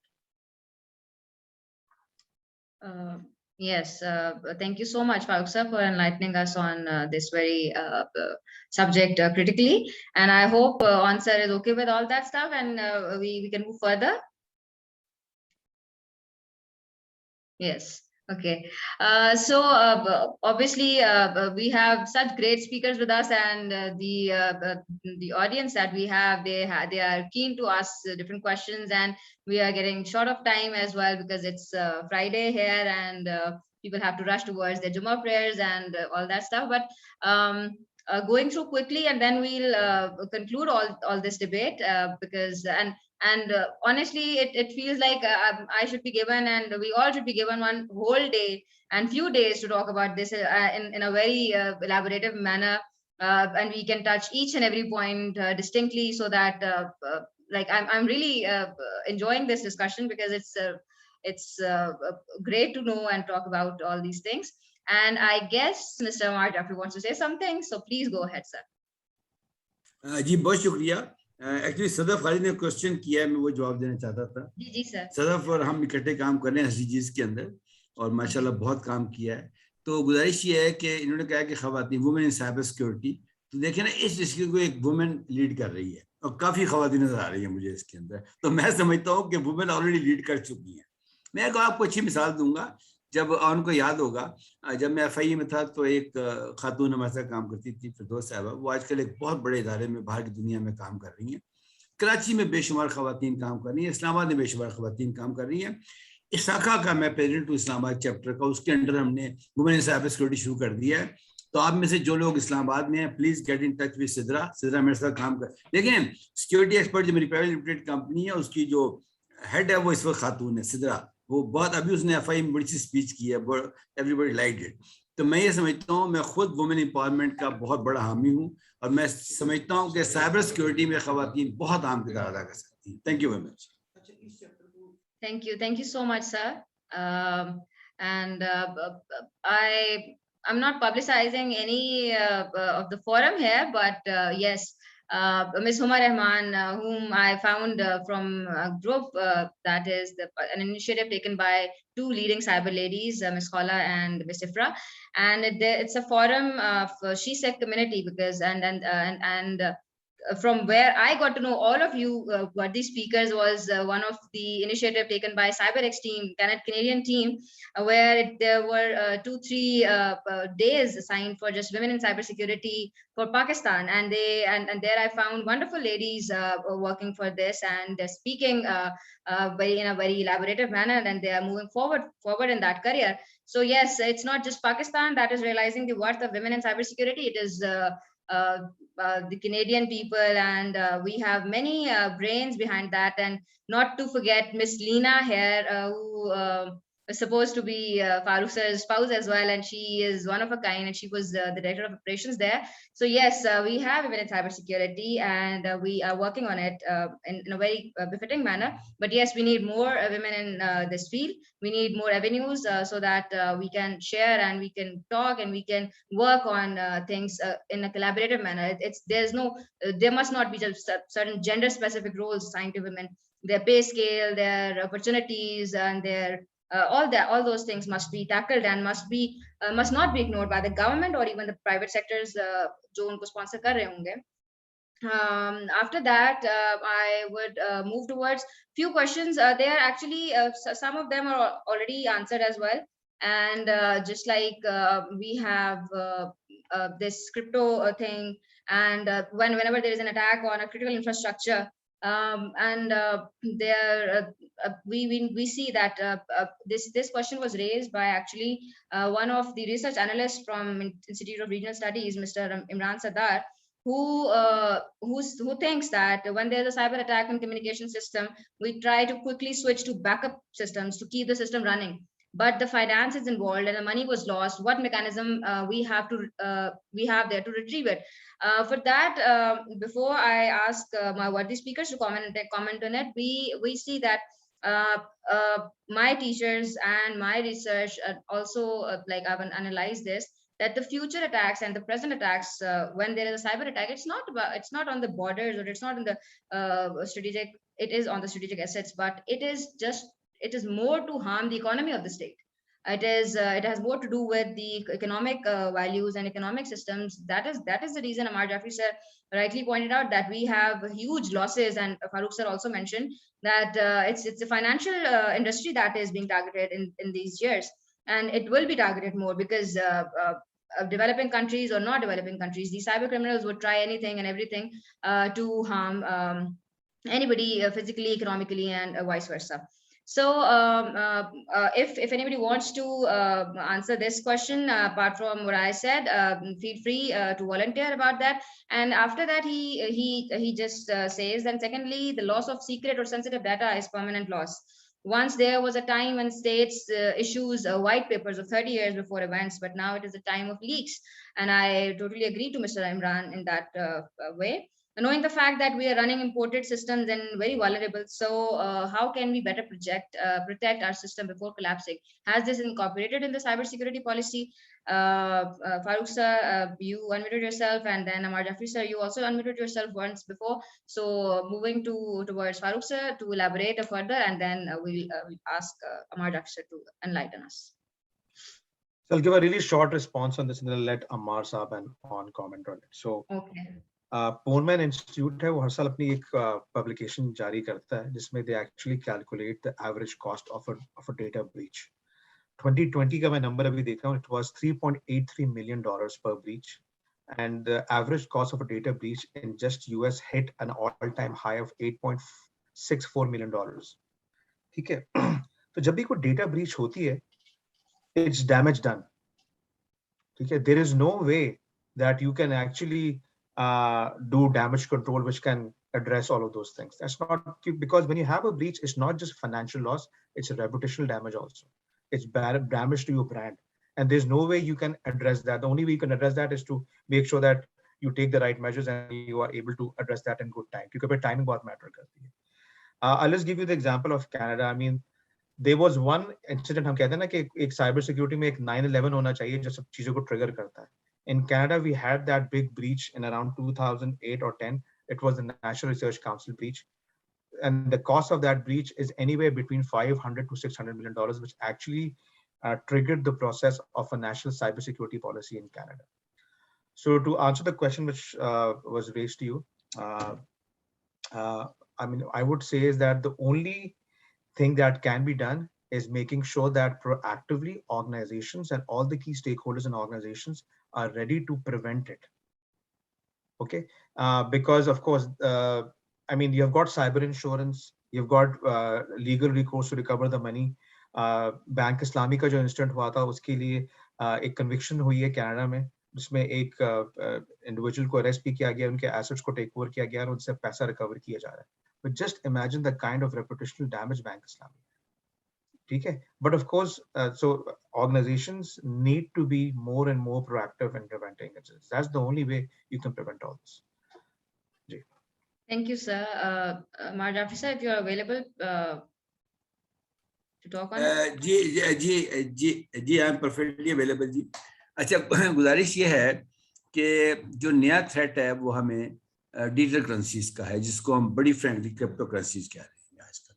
देखिए, crypto currency पे इस मुल्क में बोलना जुर्म था. Very Frank with all of you. 5 साल पहले मैं कराची आया और मैंने ये कहा कि जी ठीक है, as per law of the land cryptocurrencies illegal हैं. हाउएवर, और फिर मैं वही चीज मैं अभी करने लगा हूँ. देखें, आप लॉ ऑफ द लैंड को, मैं 40 साल रहा हूँ इन तमाम इदारों के अंदर, इसलिए मैं लॉ ऑफ द लैंड को मतलब डिस्कस भी नहीं करना चाहता क्योंकि वो एथिकल नहीं है. लेकिन अच्छी बात यह है कि आज इस जरूरत को महसूस कर लिया गया है. जिस दिन कोर्ट ने कॉग्निजेंस लिया है इसका, उस दिन मैं इदारों के पास गया, मुतलका इदारों के पास, और मैंने कहा देखें अब जो अगले लॉसेस होंगे हमें वो क्रिप्टो के जरिए होंगे. आपको पता है, अगर मैं फिगर नहीं देना चाहता, अच्छा नहीं लगता, कि कितने $मिलियन जो है वो 2020 के अंदर एक्सचेंज हुआ पाकिस्तान से क्रिप्टो के अंदर. कोई अगर देना चाहे दे दे, मैं नहीं अपने मुंह से एग्जैक्ट फिगर दूंगा आप, ठीक है, जो इंटरनेशनल ने बताई है. कितना बड़ा लॉस है. It is loss to the exchequer. मैंने ये एफआईआर को समझाया कि आप कि वो अंडरवर्ल्ड डील कर रही है उसके अंदर. रैंसमवेयर में पैसे पे हुए क्रिप्टो के अंदर, ड्रग्स में हुए हैं, ह्यूमन बॉडीज की ऑर्गन्स की खरीदो फरोख्त में पैसे एक्सचेंज हुए हैं. इससे बड़ी क्रिमिनलिटी क्या होगी. अभी मैंने तारिक खुदा साहब को एक पेपर लिख के भेजा है, साइबर सिक्योरिटी थ्रेट असेसमेंट्स इन पाकिस्तान. मैं आपको शेयर कर लूंगा, को मुझे बता दे. मैंने उसमें ये लिखा है कि जी जो हो गया वो हो गया. अगले चैलेंजेस ऐसे हैं, बांग्लादेश की मिसाल आपके सामने है. एक रात में कितने $1 मिलियन निकल गए थे उनके, एक रात के अंदर. मैं डरा नहीं चाहता किसी को, मैं सिर्फ ये चाहता हूँ कि इस वक्त, लेकिन अच्छी बात यह है कि day before yesterday we had a very way forward meeting with relevant organisations, और उसमें सब लोग मौजूद थे। मैंने पेपर यही पढ़ा। अब हम दिसंबर के अंदर, मैं चाहूंगा आप सब लोग मेरे साथ हों उसके अंदर, it's open offer to everybody, कि दिसंबर के अंदर हम एक डायलॉग करेंगे। वो 2 दिन का डायलॉग होगा, उसकी ओपनिंग क्लोजिंग होगी, बीच में ब्रेक थ्रू सेशंस होंगे, उसके डोमेन्स होंगे उसके अंदर, और डायलॉग में हम यही करेंगे। मेरी जो प्रायोरिटी होगी वो ये होगी कि क्रिप्टो करेंसीज की ग्लोबल बेस्ट प्रैक्टिस को स्टडी किया जाए, नंबर 1। नंबर 2, उसके लॉस को स्टडी किया जाए। नंबर 3, उसके जो आईएसओ स्टैंडर्ड आ गया, पता है आपको, क्रिप्टो का आईएसओ स्टैंडर्ड आ गया, उसको स्टडी किया जाए। उसके बाद लीगल फ्रेमवर्क हमारा जो है उसमें वो कैसे एम्बेड होगा, उसका हमने नाम रखा है national dialogue on cryptocurrencies covering the policies and procedures. हम सिर्फ उस डायलॉग के बाद में गवर्नमेंट को एक डॉक्यूमेंट दे देंगे, और वो ज़बानी नहीं होगा, वेबिनार नहीं होगी, वो ज़बानी नहीं होगा, वो एक डॉक्यूमेंट होगा कि जी ये उसमें बनी है SIG, स्पेशल इंटरेस्ट ग्रुप, और उस ग्रुप में अगर जो आप मौजूद है, बड़ी अच्छी बात है, नहीं है मुझे DM कर दें, मैं आपको डाल दूंगा उसके अंदर। वो ये नहीं है कि उसमें कोई आपकी जिम्मेदारी आएगी उसके ऊपर, उसकी मीटिंग्स हो रही हैं, वेबिनार्स हो रही हैं, उसके हमने डोमेन्स बना दिए हैं कि उसमें सबसे इम्पोर्टेंट डोमेन है लीगल का। और मुझे बड़ी खुशी है कि जो अच्छे लोग हैं, मैं इसमें कुछ लोगों को देख रहा हूँ जो FI वाला में काम करते हैं, प्लीज आए मेरे साथ इस पर काम करें। अगर आज आप प्रॉब्लम के सोल्यूशन का हिस्सा नहीं है तो कल को क्रिटिसाइज करने का कोई हक नहीं है। मैं नहीं सुनूंगा किसी का क्रिटिसिज्म अगर कोई नुकसान होगा, क्योंकि आप अपने आप को आज बचा रहे हैं। देखिए ये मेरा प्राइम टाइम है, इस वक्त 30 लोग मेरा इंतजार कर रहे हैं बाहर, मैं क्यों बैठा हूँ? इसलिए कि ये मेरी प्रायोरिटी है, क्योंकि मैं आप सबकी बातें सुन के खुश हो रहा हूँ कि मैं ये ख्वाब देखता था कि या अल्लाह कोई लोग आए जो इन इश्यूज पे बात करें। जब वो बात कर रहे हैं तो मैं अपनी प्रायोरिटियां पढ़ लूँ, ठीक है, मैं भी कुछ मतलब अपने लिए कुछ कर रहा हूँ इस पाकिस्तान के अंदर, उसकी भी प्रायोरिटी है, लेकिन ये ज़्यादा प्रायोरिटी है। तो मैं सब लोगों को रिक्वेस्ट करूँगा, खासतौर पे फारूक नैयर से से आप आगे आए। इसमें स्टेट बैंक हमारे साथ है अल्हम्दुलिल्लाह, FBR हमारे साथ है, PT हमारे साथ है, दोनों जो बड़े इदारे हैं NAIYER और FI हमारे साथ है इस ग्रुप के अंदर, सब साथ मिलकर चलें। आपका बहुत शुक्रिया, thank you very much. Thank you so much, sir. And we have a couple of more questions here, but I would suggest that, and I really hope that we have another webinar arranged on all these questions, and we will answer that. And they are actually pertinent to Sir Abbas, and it's about the misinformation campaigns and how to deal with India. It's a reservation raised by Syed Saiful Haq, and there is another question by Mr. Faizan, who thinks that yes, the government policy and what and what not is accommodated in this cybersecurity policy. So since we have to wrap up, and we'll take these questions inshallah in our next webinar with these speakers if they allow us, and it will be an honor to host them again. But for now, I would really like to wind this all up, and I would like Ms. REHMAN first to give her concluding remarks briefly, and then we'll shift towards our worthy speakers.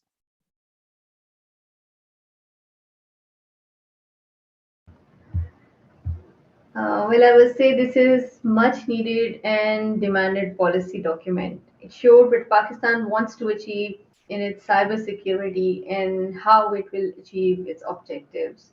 Definitely, again versions आएंगे based on a few gaps it has.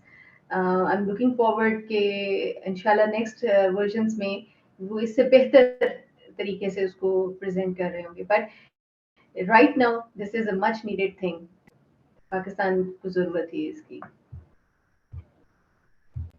Thank you so much. Over to you, Sir Abbas. What would you like to say in the concluding remarks regarding the policy and the discussion we had? Thank you so much. Just to make it strong and enforceable, we have to have legislation that supports this policy. And we have to inculcate a culture of privacy, data privacy in our public. We can have ads on the social media. We can have some information or ads in the print media. as well as on the print, electronic media, I mean TV. So this is and awareness is the primary thing. If you know that your information is important, you should keep it confidential, and we should all respect the privacy or right of privacy of other people's information and their lives. Thank you. Thank you so much, sir. Over to you, Sir FAROOQ. I mean, it's a good start. I mean, I think Pakistan had to start somewhere in terms of the national cybersecurity policy. And as Ammar Sahab mentioned, the process started back in 2002 with the electronic transaction ordinance. ETO, PICO, PICA, private member bill, ये सब एक contributing factor बने. But I think more than that, I think जो national cybersecurity policy बनी है, इसमें एक नहीं, दो नहीं, काफी लोगों का हाथ है, काफी लोगों के brains हैं. And it's good to see something that we had been praying for and wishing for. It's a dream come true for people like us who are outside Pakistan, who have worked in Pakistan. कि ये चीज हुई है. But I think lastly, what I would like to say is that actions will speak louder than words. I really hope that this national cybersecurity policy is not just restricted to a piece of paper. It is enacted and enforced as on mentioned. And then we have an institution to implement that also. I mean, and उस पर मैं जाऊंगा नहीं, वो पूरी लंबी debate है, but really hope that we are able to implement this in the best possible. Thank you, sir. And last but not the least, our shining star and Mr. Ammar Jaffri, please, if you would like to say something while we are concluding. मैं सिर्फ ये कहूँगा तो मैं बहुत खुश हूँ. आप प्लीज इसको दोबारा इसी को अनाउंस कीजिएगा और मेरी सेशन होगी तो शाम को रखिएगा ताकि ये दफ्तर का प्रेशर ना हमारे ऊपर. इसको शुरू करें कोई 6 बजे, फिर टाइम हमारा होगा बात करने का. अच्छा, दूसरी बात ये है कि कहती है problem well defined is half solved. अच्छी बात ये है कि प्रॉब्लम डिफाइन हो गया. मैं फिर कह रहा हूँ problem half defined half solved, मतलब problem well defined half solved. और आखिरी बात मैं एक बात के एक शेयर पे करूँगा कि अपने हिस्से की क्षमा जला जाएं, बस कुछ ना सोचें कि दुनिया क्या कर रही है. अब यकीन कर लें वो नक्शे पात छोड़ जाएं जिसे कोई मिटा ना सके. बस बहुत शुक्रिया आपका. Thank you very much. Thank you so much, Ammar Jaffri sir, ABBAS sir, FAROOQ NAIYER sir, and Ms. Huma REHMAN. I'm truly indebted that you all agreed to talk on this very subject and in a very short notice actually. And thanks to IRS for hosting this whole webinar.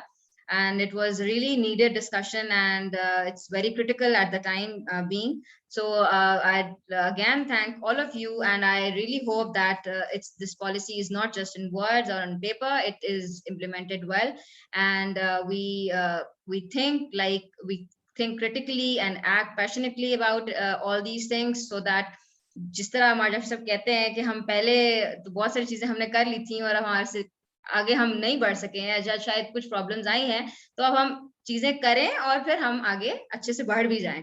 Or and then we should prove ourselves to be number one, as we are in almost every field of life actually. So thank you so much, and was a pleasure hosting you, and was a pleasure to have valuable insights from all of you, and especially Sir FAROOQ NAIYYER, who is from Canada, and it's almost like 3 a.m. or 4 a.m. in the morning, and he still agreed to talk on it. Thank you so much, sir. And Ms. Huma, her child is in the school, and she has to pick him up, and she is still with us. And thank you for being such a support, everyone. And on, sir, I know you had a very busy schedule and you had to take permissions and all that stuff, but truly humbled that you all agreed. And inshallah, we'll have another webinar where all of you will be there, and we'll have a great discussion and more elaborative one in the future, inshallah. Thank you so much, sir. Thank you, Mubeen. Thank you so much.